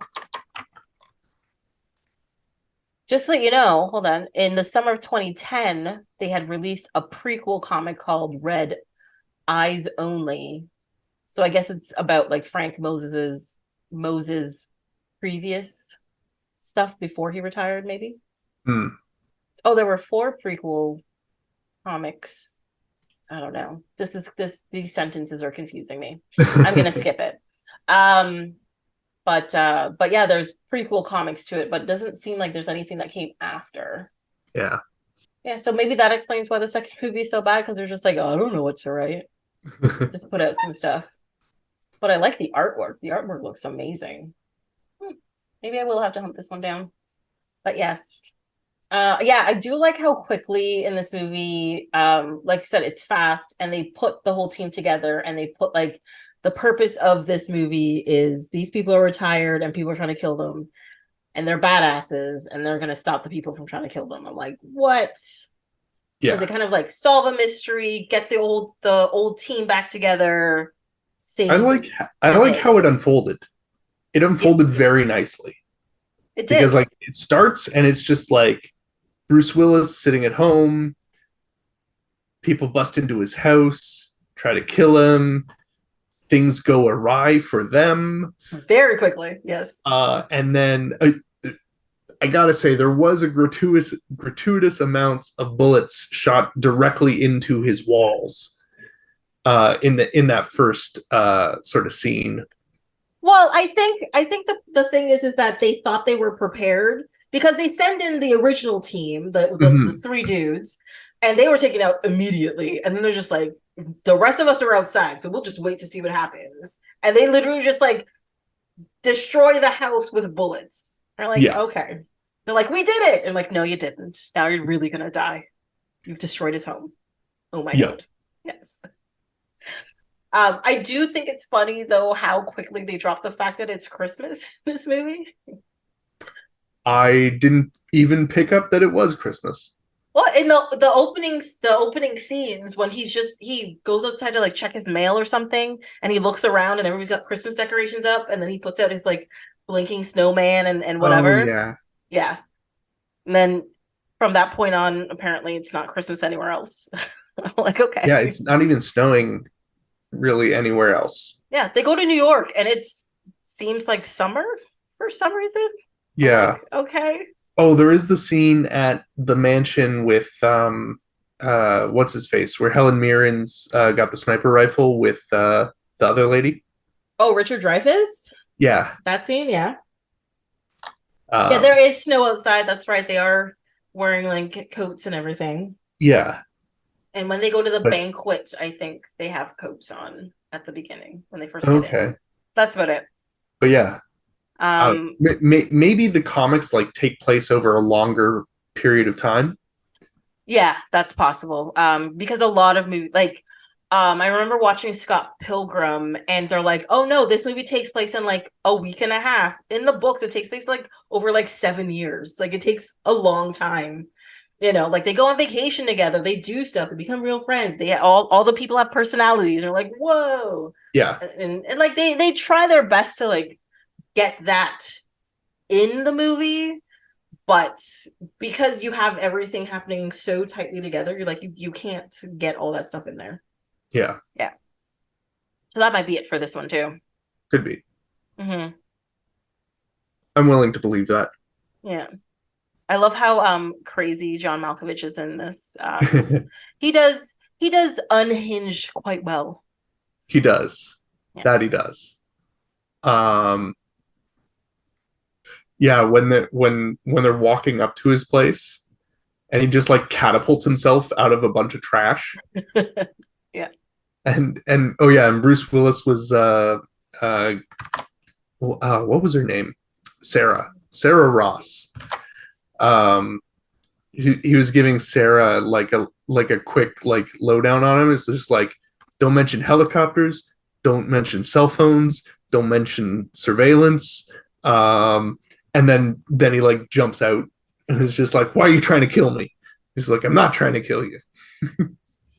Well, they were obviously like, I think the team that they put together are people that clearly worked together, but they were, well, he did also say the last time I saw you, you tried to kill me. But they were also like put against each other. So like they all know each other's like weaknesses and like how they move and how to act and blah, blah, blah.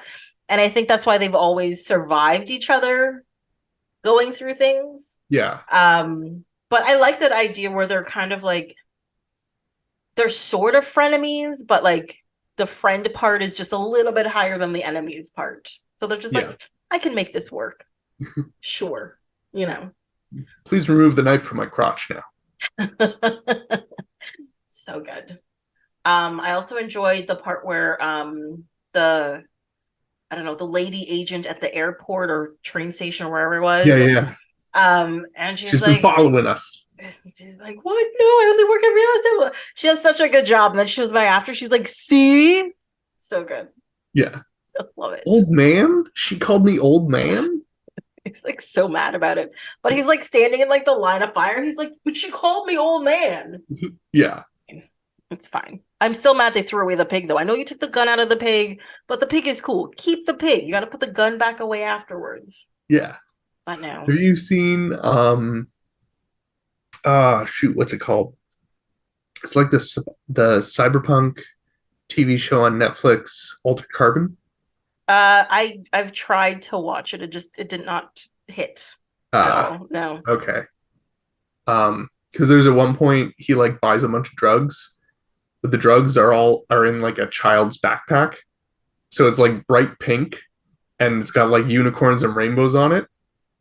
Yeah, see, but that's when you should be stopped by the cops. Like, you see some, like, ragged dude walking around with this bright pink bag. I'd be like, Something's not right about this situation. Yeah. Oh no, he wasn't ragged. He was wearing a suit. Oh, that's even worse. That's Yeah. even worse. Like, best case scenario, there's drugs in the bag. Worst case scenario, he's killed a child and stole her backpack. Like, there's something wrong here. Okay, my brain didn't go there, but okay. I was thinking like more like a cop, like you see things that are just like out of place and you gotta like stop people for like Very reasons. observant. Yeah. Yes. Yeah. It's necessary. Randomly. Wait, was that it? No. I don't know.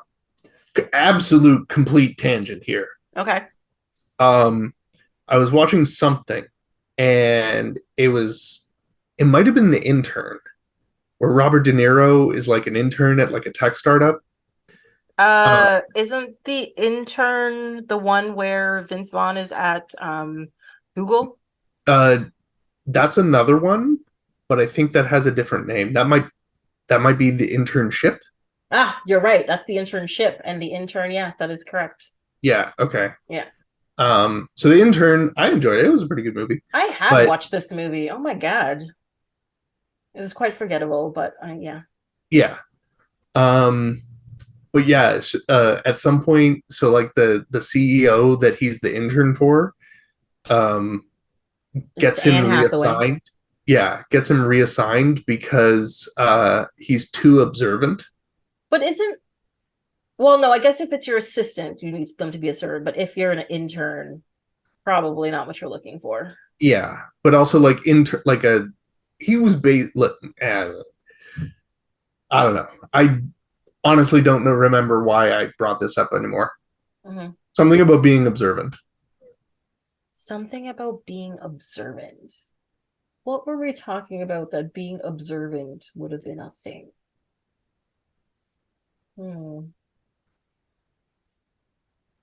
Maybe you're talking about John Malkovich's character because he's so paranoid. Like, he's like, I gotta check a helicopter that's flying overhead, and he sees like the oh my God, I forgot about that. Yeah. Yes.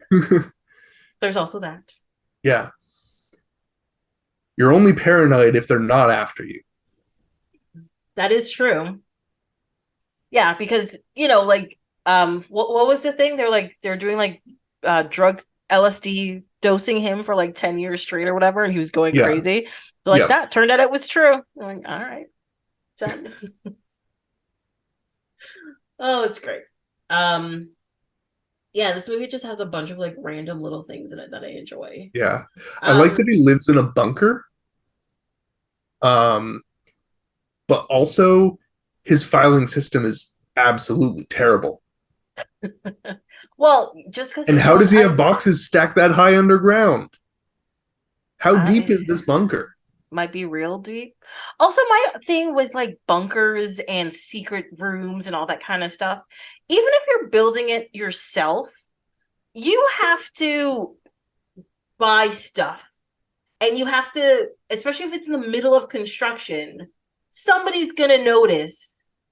Like, even if you're just like digging a hole that's real big, that dirt's got to go somewhere. Somebody's going to pass by and be like, hey, look at how much dirt's over there for no reason. Yeah. How do people not know? There's actually a guy on YouTube who dug out a tunnel from his house to his garage, and to his underground bunker, or at least, headed towards his underground bunker. I don't think he's made it there yet. Okay. But yeah, he basically like cuts a hole in his garage floor and then digs down like 10 feet and then starts digging channels out to his house and like elsewhere. Yeah, but again, what does he do with the dirt? I can't remember. He loads it up into buckets and then he like drives it somewhere. Okay. That just seems so sketchy. So sketchy. Oh yeah. I mean, he also did the digging before he contacted the city to see about if it was allowed or not. The old ask for forgiveness, not permission. Yeah. I guess they haven't filled it back in yet, so he's fine. Yeah, I guess. Okay. I guess it's one of those things where as long as you don't cut any sewer lines or power cables and all that kind of stuff, they'll be like, we'll see. But also it has me kind of worried that if where does he's doing the tunnel from his garage to where? From his house to his shed. So, but that means he would have to break through the foundation of his house somewhere. So wouldn't that be Uh, a dangerous thing? so he actually dug in underneath the foundation of his house. Oh, His he house went. doesn't. His house doesn't have a garage, or sorry, it Okay. doesn't have a basement. I don't think. Okay. Yeah. All right. I Um. guess that still seems.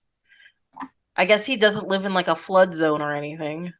I don't think so. The dirt that he dug out is a lot of it's clay. Okay. Um. Colin Furs is who it is.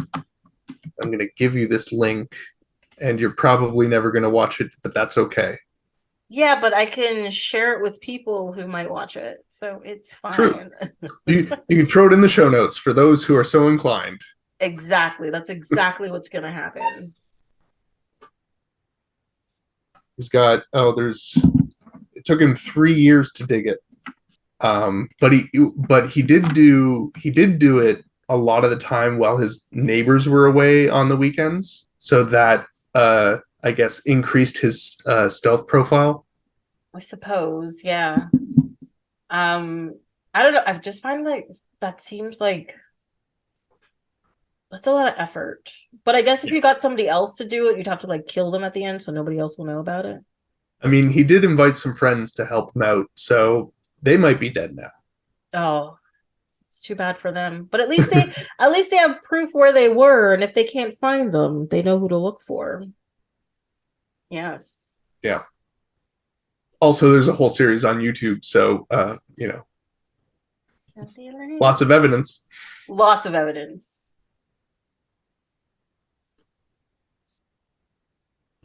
Yeah, I always think about like even like Batman and stuff with their secret layers and whatever. And I know Alfred's there, but he's like an old man and stuff. So I'm like, who's creating the secret layer? Who designed your little hatch thing? And I'm like, I know you're smart and whatever, but you didn't have YouTube at the time. Yeah, sure you had some like books and whatever, but how are you learning to do all of this stuff? Did Ra's al Ghul give you like carpentry notes as well, how to hide a joint, like kind of thing, like who knows? I mean, Because maybe. I feel like if he just hired some workmen to come in and build something, be like, hey, do you think that thing we built for Bruce Wayne means he's Batman? I don't know, Tom. Like, Yeah. So, but yes, but his bunker was surprisingly like not claustrophobic, but cozy. It seemed Yeah. spacious enough. Yeah. He's got a couch there. Probably no TVs because that's how they track you. Of course, yeah. You got to be connected because even if you have like bunny ears and you're just getting the signals from space, if signals are coming towards you, they can find you. Exactly. Triangulate your positions between stations. Exactly. Crazy. Also, I had a question about the only two movies I can think of right now, and I know I've seen in other movies, is this one and in John Wick, where you have the retired guy and bad dudes come to like kill them or whatever. And for some reason, buried in the concrete in the garage, they gotta have a sledgehammer around to break stuff open. I mean, I know they're trying to like, this is like safekeeping and all this kind of stuff, but I would really think you'd want to make it like even just slightly easier for you to get to it than Yeah. than that. Yeah. I know what you mean. And like in certain scenarios, I can kind of understand it. If it's like, uh, I think it's more feasible in, I guess it's kind of feasible in both John Wick and Red, where like it's something, it, it's like, it's like people who have credit card debt Mm-hmm. and you want to buy something. So in order to curb your spending, what you're told to do is like freeze your credit card in a block of ice Yeah. so that you can't pull it out and spend it. You have to wait for the ice to melt. in theory, I guess you can. Yeah, but you can buy that Probably shit just online. You can probably just like see the number through the thing and through the ice block and just type it in. You know? right. But I mean that's like I think this idea came around before the days of the internet. Gotcha. Yep, that makes Um, sense. When they have but the little swiping machine that go, yeah, you got to go you know. chonk. Yeah. Yeah. Um, so yeah, so you got to wait for it to thaw out before you can go and spend the money. So it makes you like, it removes some of that like knee jerk, ooh, I want it. And it makes you think about the purchase a little more. So I feel like that's why the covered in concrete safe is a thing. Because I don't know, from both John Wick and this movie, it seems more to be like, no, if people are coming to kill me, I have this. But also, I'm like, if people are coming to kill you and it takes you like 10 minutes to sledgehammer some stuff out of the ground, that seems not like a good idea. Yeah. But I think for Red, it was more so like he got like fake passports and a bunch of money. Mm-hmm. It's more of a like a get out bag. No, didn't he have a gun in there too? I think there was a gun in there too, but like, I mean, throw one in there for good measure, whatever. But wasn't that the same thing It's with like John Wick though? Because he had like the coins for the hotel, or like the payment gold coins yeah, or whatever, and he had like a couple of guns, and I don't think he had passports and stuff, but he had like it's time to run away stuff in there. yeah, and the Bourne movies kind of do it, except it's a like a bank in Switzerland or So whatever. yeah, and you have to have like a code and the safe deposit and your fingerprint and the blah blah Yeah. blah. Yes. So again, like these are all like annoying things to go through to get the stuff that you need. Mm-hmm. So yeah, I don't know. I just feel like the buried in, yes, it's in your house, but the buried in the concrete is slightly worse than run away and go to the bank. You know? Yeah, totally. That's just me. That's all I Yeah. got. I mean, like probably the same thing to do would just be to like have a safe, just a normal safe sitting on the ground. Yeah, but I feel like it's about hiding it from like the enemies, as well as if your house gets raided by like regular cops or something, Okay. they can't get it. All right, that makes a little more sense, especially for like the John Wick hotel coin things. Yeah. Like Like have if any like yeah. yeah, if anybody knows what they are, then they're like, oh shit, this guy is assassino. Mm-hmm. Well, the cop that shows up in John Wick seems to know what it is. Hey, Jimmy. The guy who comes to the door, he's like, "You working again?" No, Jimmy. He's like, "Okay, have a good night." Right? All right. The cop knows about it, so Okay. I don't know. But I guess yeah, like yeah, I would think having like a safe, but like a hidden safe somewhere, like the rich people behind like a Yeah, behind the painting, and there's painting. a Yeah, yeah, yeah. that kind of thing. That to me that just makes more sense than because they did that in did you see Nobody that has John not John Odenkirk in it. Oh, Um I didn't. That one was shot. That one has the bus scene, right? yes. Yeah, yeah. Yes. I've seen the bus scene. I haven't seen the movie though. Bob Odenkirk, yeah. Bob Odenkirk. Yeah, it's a fun movie. But if I remember no. No, yeah, no. Yeah, if I remember correctly, it's in his office at work or whatever, and there's like a hidden safe. He just takes the stuff out and it's Yeah, fine. like a false bottom on your desk drawer. Yeah, like that kind of thing. Yeah, People aren't gonna find it easily. Just give it a shot. Like it's yeah. fine. But you should watch Nobody.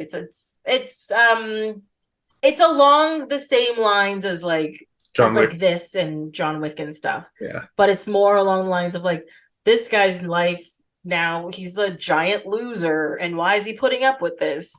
And then yeah, he goes on a little spree to get back at people. It's good. yeah, Also a quick movie, also a movie where they're like, the pace is just on there. yeah. Good action sequences. This is a movie that has a lot of blood in it. Yes. Unlike the Punisher. Unlike the Punisher. Even this movie doesn't have as much blood as I would think it would, except for the scene where they're beating each other up in the office in like the CIA building. Mm-hmm. There's no blood in this. There's barely And blood then in this that's, movie. I mean, he gets a bloody shirt. Yeah. There's blood on the face. Mhm. But yeah, like not a heck of a lot. Yeah. And I think most of it is just from the glass. There's so much glass in that office for some reason. I was like, why is there so much glass in here? But sure. Yeah. But yeah, and I don't know. There's just something that's just it's light and it's fun. And it's even quick. and it's quick. And even like the parts where you think something dire is happening, like when Joe dies, like for real, quote unquote, that part's a little sadder than I would like it to be. But like even when Victoria, Helen Mirren character, at the last sequence when they're trying to get the vice president and she gets shot and she's just like, just leave me here, just go that way, blah blah blah. And he leaves her, John Malkovich's character, and she's walking away and you're like, oh shit, she's gonna die. And then the Russian shows up to like save her. And I was like, that is so sweet. Oh, it's so nice. There's like a good balance of that like oh no, and the oh that's fun, or you start laughing or whatever. It's great. Yeah. And oh my gosh, I am drawing a blank right now. By the Russian, you mean Brian Cox. Yes. I was not expecting to see him in this movie, but also I love that he's in it. I love that he is so great when he shows up. He shows up in a lot of stuff, and I am here for it. Yeah, I did forget Brian Cox was the guy who played the Russian in this. It's like the thing is too is I can like see his face, but I think because now he's on like Succession where he's all like he's like clean shaven and all that kind of stuff, and he looks quite a bit older. Him with like the goatee and the beard and the goatee and like the big hair and all that kind of stuff. I'm just like, what? Yeah. In Succession he has it, but it's I don't know. I guess maybe it's just because it's like pure white right now. Yeah. I just always picture him from Super Troopers. I don't picture him as Super Troopers at all. That is not something that comes to mind. And now that you've reminded me, I can picture him in Super Troopers. Yeah. Good job. Well, he shows back up in 2 as well. Okay. The funny thing is I was given free tickets to go see Super Troopers 2 in a theater. And I love movies. I love going to the theater. I did not use those free tickets for no reason. I was like, no, that's not the thing I'm going to do. I am shook. I mean, it's definitely less good than the first. I believe it. I've only seen it like once or twice, I think. Mm-hmm. I feel like I'm due for a rewatch because I don't remember much of it. I only remember the part with the one guy pulling the prank on the one day. That's literally the only part I remember. That's probably not helping you at all. In the second movie? No. No, in the first. No, it's in the first movie. Oh, wait, what's the prank? So the cops used to pull pranks on each other. Yeah. On random days, and finally this one guy decided he's like, no, I'm gonna do it. Oh. Yeah. And he steals the car from the impound. Yeah, and apparently it's the day like some inspections happening from blah blah blah. Yeah. And it almost gets the station shut down or whatever. Yeah. That one. That was like the worst part of the movie. I don't know. That's all I remember from it. Yeah, no, that's fine. I remember Beer Fest being better. Like, sorry, my train of thought is the Lonely Lizards. What are they called? Broken Lizards. From their movies, I remember Beer Fest being funnier. But there was also what's the name of the movie in the restaurant? I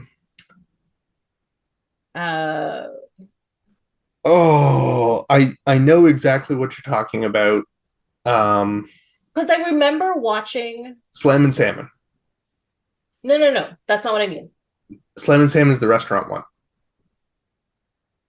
Is that what it's like? It's the movie's actually called Slam and Salmon? The movie's called Slam and Salmon. Ving Rhames owes somebody from Japan $1 million, which he mistakes for 1,000,000 yen, which he mistakes for $1,000,000. And so he forces all of the wait staff into a competition to see who can get the most money. Unless you're thinking of Waiting with Justin Long, where No, all of the cooks and that stuff do stuff to people's food. no, that the restaurant in that is called Shenanigans. It's not that movie. Maybe it is Slime and Sam. Hold on. Yeah, Slime and Salmon. It's also got Robin Scherbatsky from How I Met Your Mother. Oh, maybe it is this one. Because so one of the, I guess it has to be this one because I remember watching that movie and being shocked at how not like the other movies it was. Mm. Because it was a lot, yes, there was like some silly antics and all that kind of stuff, but it was a lot more, it was a lot calmer and a lot less ridiculous. Yeah. And but it was there's still like funny. it was there's still some good funny. stuff. Yeah. Yeah. And I remember really liking it. I was like, oh no, I like this different type of movie that they're doing. Yeah. Because there's this thing with like there's one table one of them is waiting on where it's a single person and they're just like taking their sweet ass time all night. Yeah, it's Will Arnett. That's it? And he's reading War and Peace. Is that what it is? I remember very little about this. Okay, movie. it's not Will Arnett, but it's the other Will who was on SNL. I think. Will Forte? Yes, Will Forte. Yeah, and at the end of the night, he just like Horace, the lone diner. Yes, okay. Yeah. And yeah, at the end of the night, he gets up and he leaves like $1,000 tip for the person. That person wins the bet or whatever. Yeah. And I was just like, because he just like thinks he's like, you know what? Thank you for just leaving me alone. Let me do what I want to do, and blah blah blah. Mm-hmm. Like, just have this money. You're just like, all right, that works. Yeah. But Kobe Smulders from How I Met Your Mother's in there. Yep. I think right. she's either the one that like hands off Will Forte's table or picks up Will Forte's table. I can't remember which. I don't know. It just says her name is Tara. I don't know what that means. Tis fine. But yes. How did we get on these? I don't remember, but I have just discovered that Brian Cox was in a different movie called Red from 2008. Wait, what? Brian Cox, who's the Russian in Red, retired Extremely Dangerous, is also in a 2008 movie called Red. Why are there two movies? Well, no, I should be surprised that there's two movies named Red. But still, what? What's that one about? Also, a reclusive man sets out for justice and redemption when three troublesome teens kill his dog for no good reason. So it's John Wick. This is the plot from John Wick. What is happening? That's freaking hilarious. It's the plot from John Wick 6 years before John Wick. God, he's been in so many things. I've also seen a lot fewer movies and stuff of his than I thought. But it says here he's got 233 acting credits. Oh no, I've seen Red Dwarf.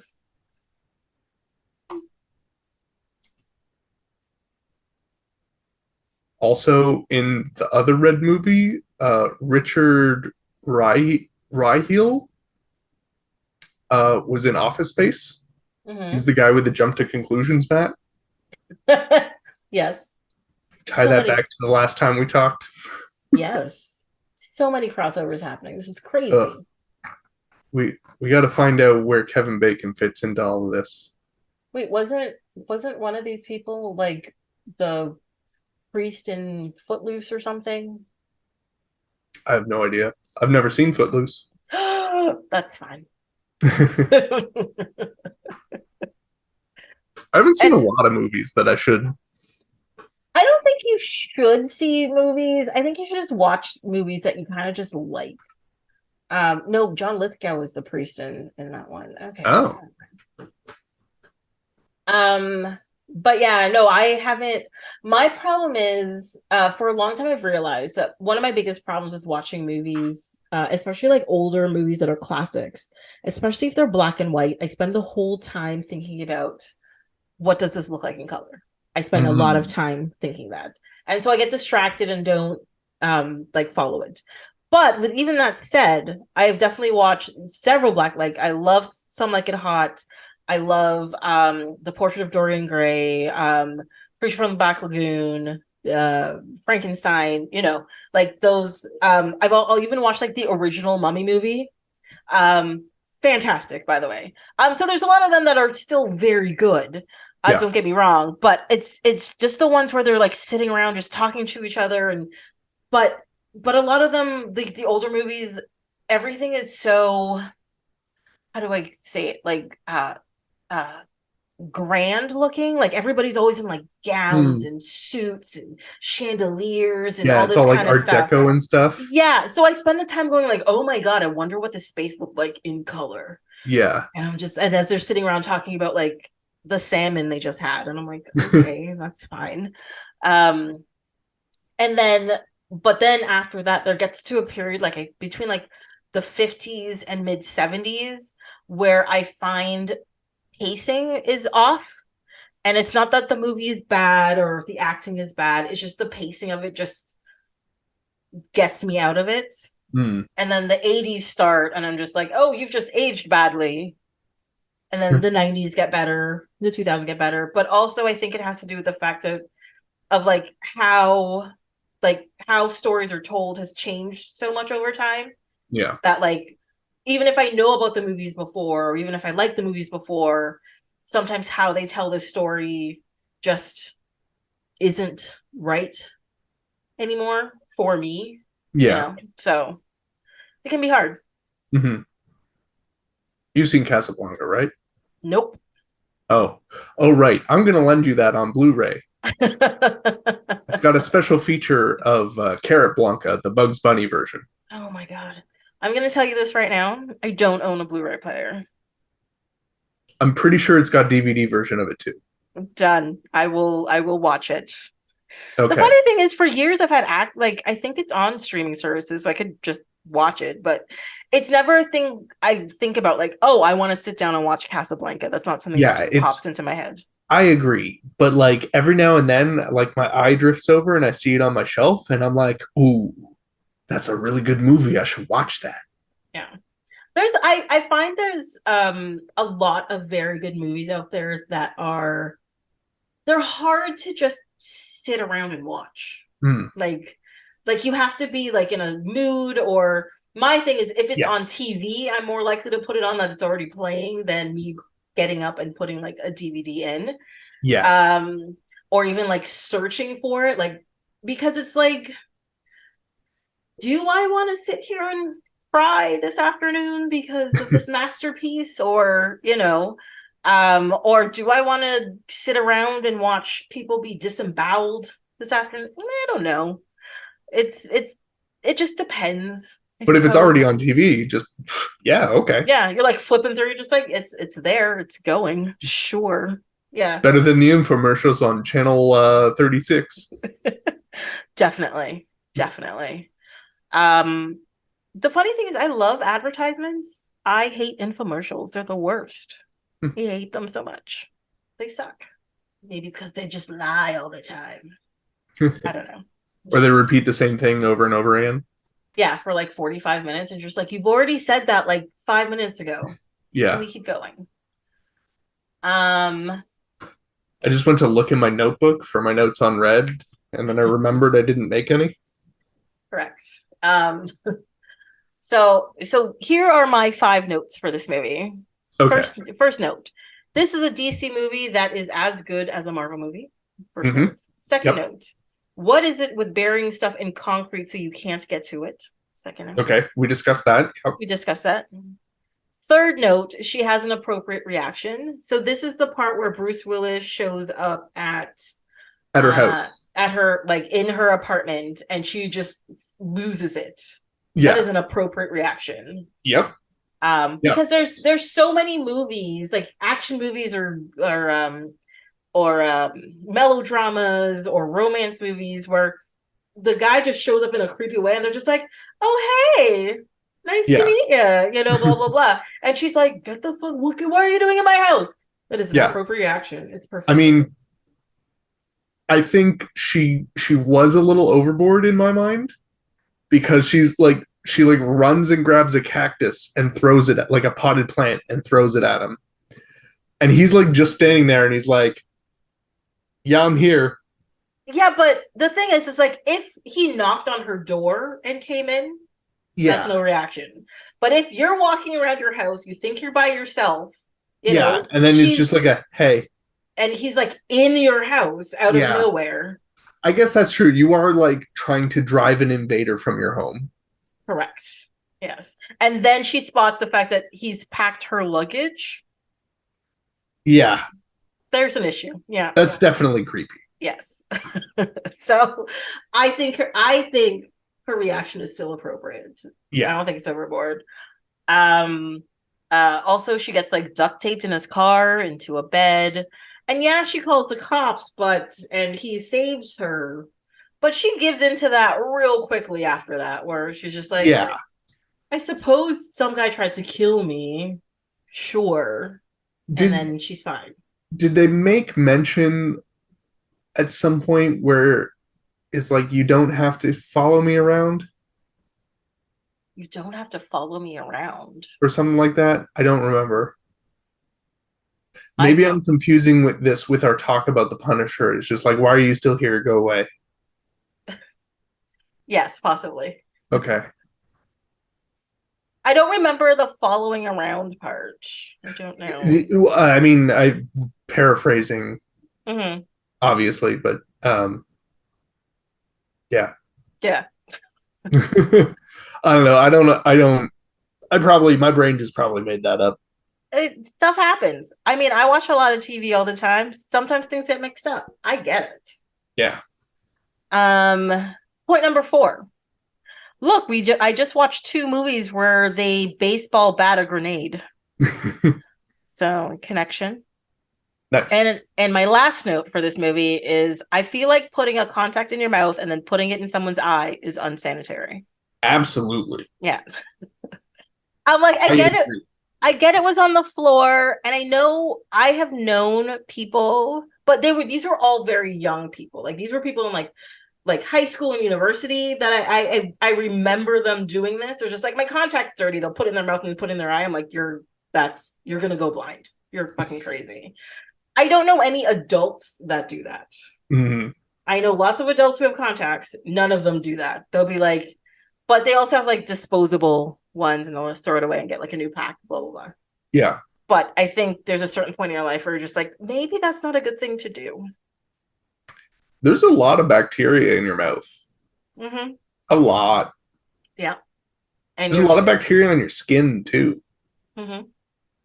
Well, that's why you have to have the little thingies with the wash on it, because you took the contact out of one of those little packety thingies. Yeah.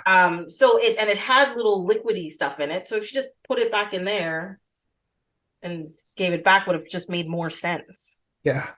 Yeah. They already threw that out though before they got on the elevator.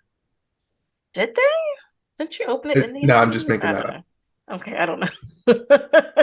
I did really like how she played into it and was just like, the general has lost his contact lens.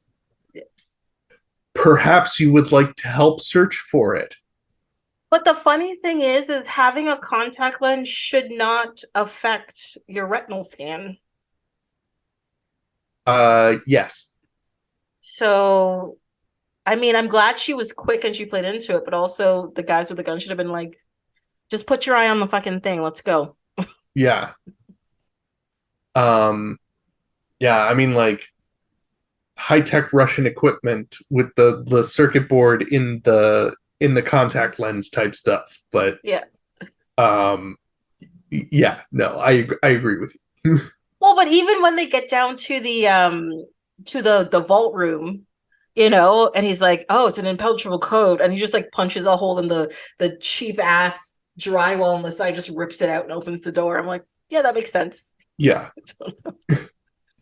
I think it's because of all the security to get down there is so high that they're just like, I guess we can When you get this far, it's like, okay, you found it. Good job. Here you go. Exactly. There's I've seen, so there's a bunch of YouTube videos on it is people's jobs to do what they call penetration testing, which is to try to get to a place where you're not allowed to be. Okay. And there's some YouTube videos of some people giving talks about how they bypass, doors and sensors and people and elevators and all of this stuff. Mm-hmm. It is all incredibly interesting, and I've learned a lot. But what was it? I think, unrelated, well, kind of related. Mythbusters did a thing on fingerprint door unlockers. Yeah. And found it fairly easy to bypass. But with this reminds me of just like, normal like RFID, like tap your card on the pad and then the door unlocks. Mm-hmm. Oftentimes the door latch, like the part that keeps the door closed, is incorrectly, or the hole on the other side on the frame is incorrectly sized.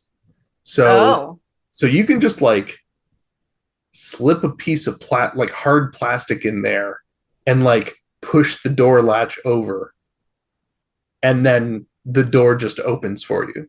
That's the credit card scene in like all those heist movies from the 80s, where they like slip the credit card in. It literally is.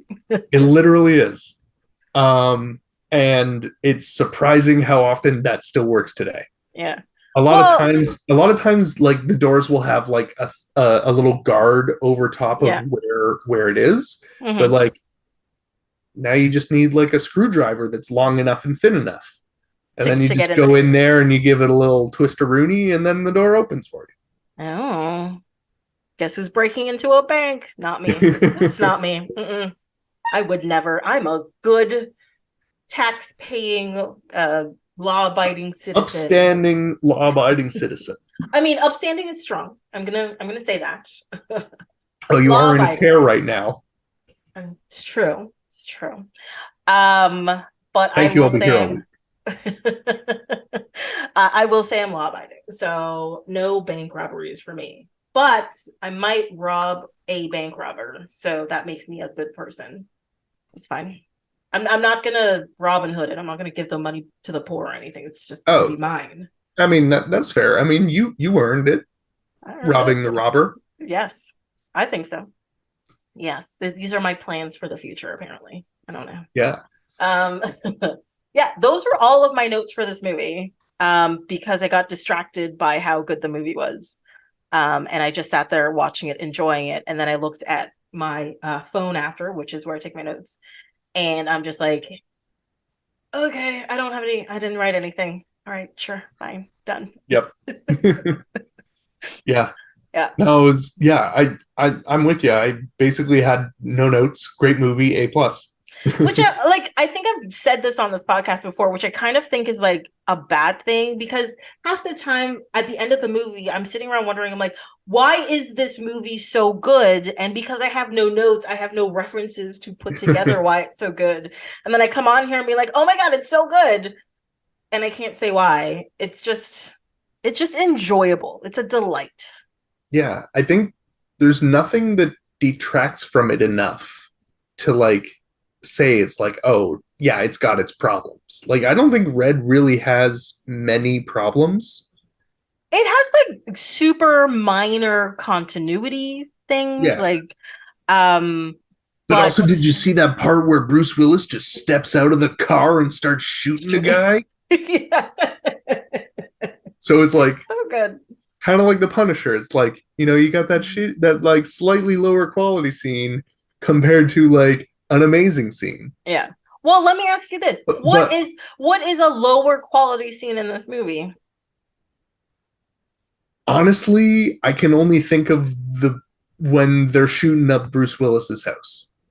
That's probably the low bar for the movie in my That mind. is not a low bar at all. Well, I mean, like it's a fun action scene, yeah, Yes. but it's also like I haven't seen any of these guys reload. And okay, fine, they got drum mags on their guns, Yeah. whatever. Yes. But like, yeah, no, it's just like you you're tearing apart this house with bullets. Presumably, you're going to go into the house to make sure you did the job. Presumably, yeah, Presumably, yes. I don't know, but But yeah. also it's like it's still a fun scene. There's bullets flying. Uh, Bruce Willis is like hiding and waiting for his chance. So I mean, like it's still a fun scene and it's perfectly fine. But that's like the worst scene that I can think of off the top of my head. Gotcha. Yeah. Yeah, I'm sitting here thinking about it and I'm like, I can't even really think of a bad scene. The only person in the movie I did not enjoy was the lady who was Karl Urban's boss. Like she's not a Yeah, person I recognize from anything. that's fine. I mean, you're sort of meant to not like her.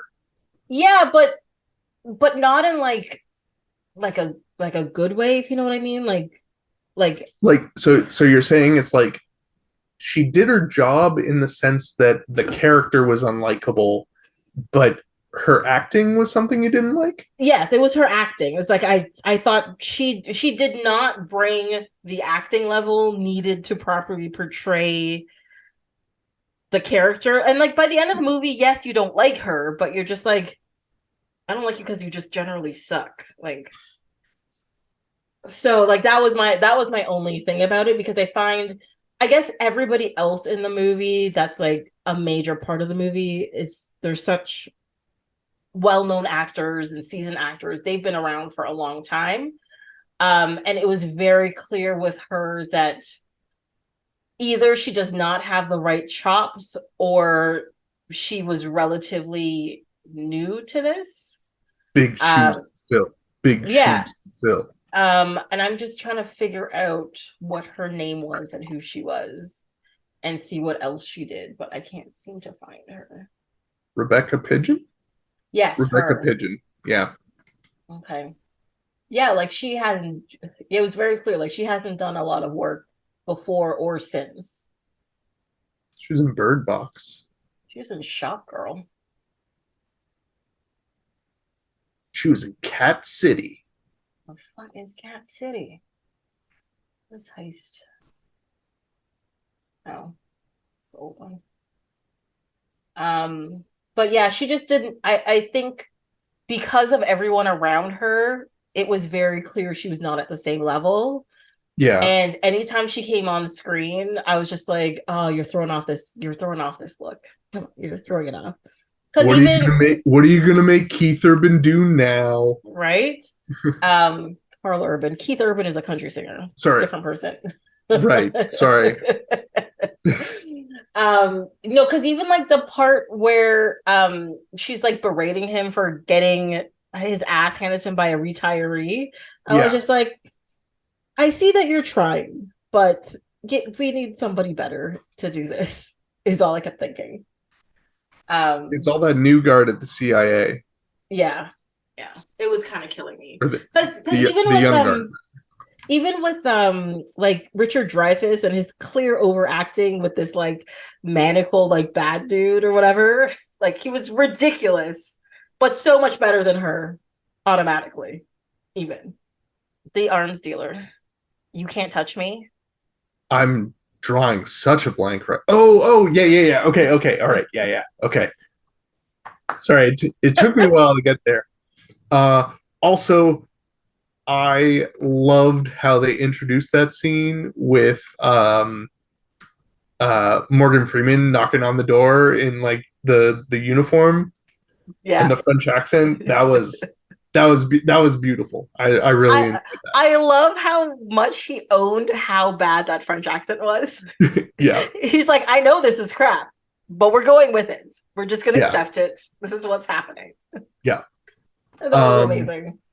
Can we also just talk about how this movie is filmed in Toronto, and how I find it fascinating that Toronto is almost never used as Toronto in movies.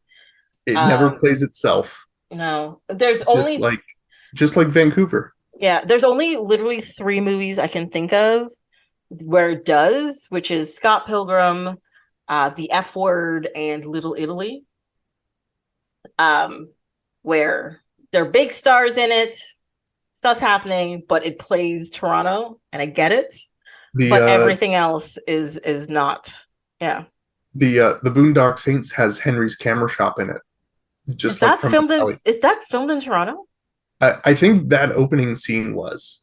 Oh, okay. But I don't know if the rest of it was. Oh. Yeah, like 3/4 of this movie was clearly Toronto. Because like the first part that I thought about was when they went to go visit the reporter's mother in Chinatown. And I'm like looking at it, I'm like, hey, that looks like Dundas. And I was like, I'm like, isn't that like right before Spadina on Dundas? And I go look it up. I'm like, yeah, this was filmed in Toronto. Okay, this makes sense. I did not. Oh, really? I didn't pick up on that at all. Now I'm gonna go have to rewatch. Yeah. Thanks. Well, because so I know so the end scene where they're at like the fundraiser and they're getting the vice president.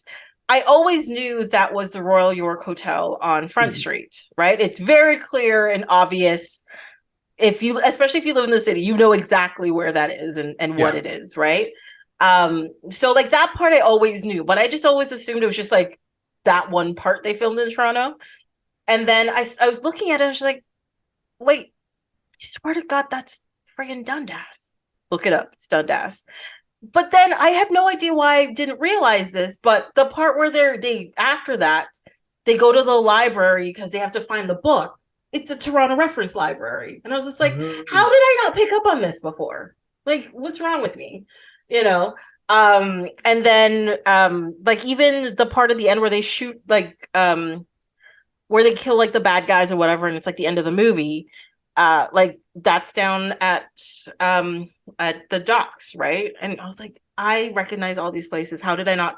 I only picked up on one location before, and then I picked up on every other location after that. And I was like, okay, that's weird. Huh. Oh, that's fun. IMDb has a list of filming locations. Yeah. So yeah, Royal York Hotel, 2 Church Street for the parking garage, Toronto Reference Library, Chinatown, Toronto, parentheses, as Chinatown, New York. Yeah.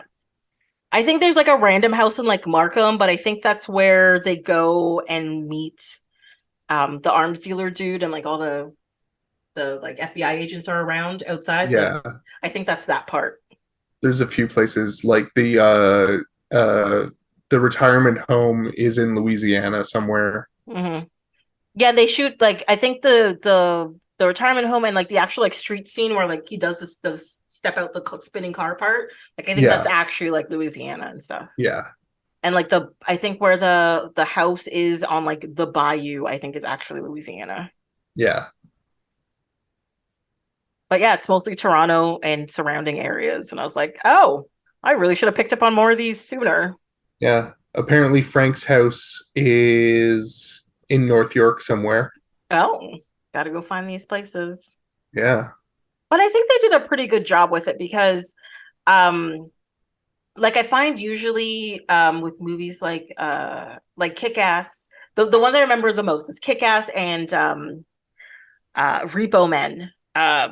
When they're like driving in Toronto, you'd see so there'd be 2 people in the car, and one camera's facing one window and the camera's facing out another window, and both the windows, like one side is like Eatonstown and one side's like Spadina or something, and just like it drives me crazy. Whereas in this movie, like the Royal York Hotel, they use like the real front of the hotel and everything. So I'm like, oh, at least this is like continuous and in the same place. It's not going to drive me crazy.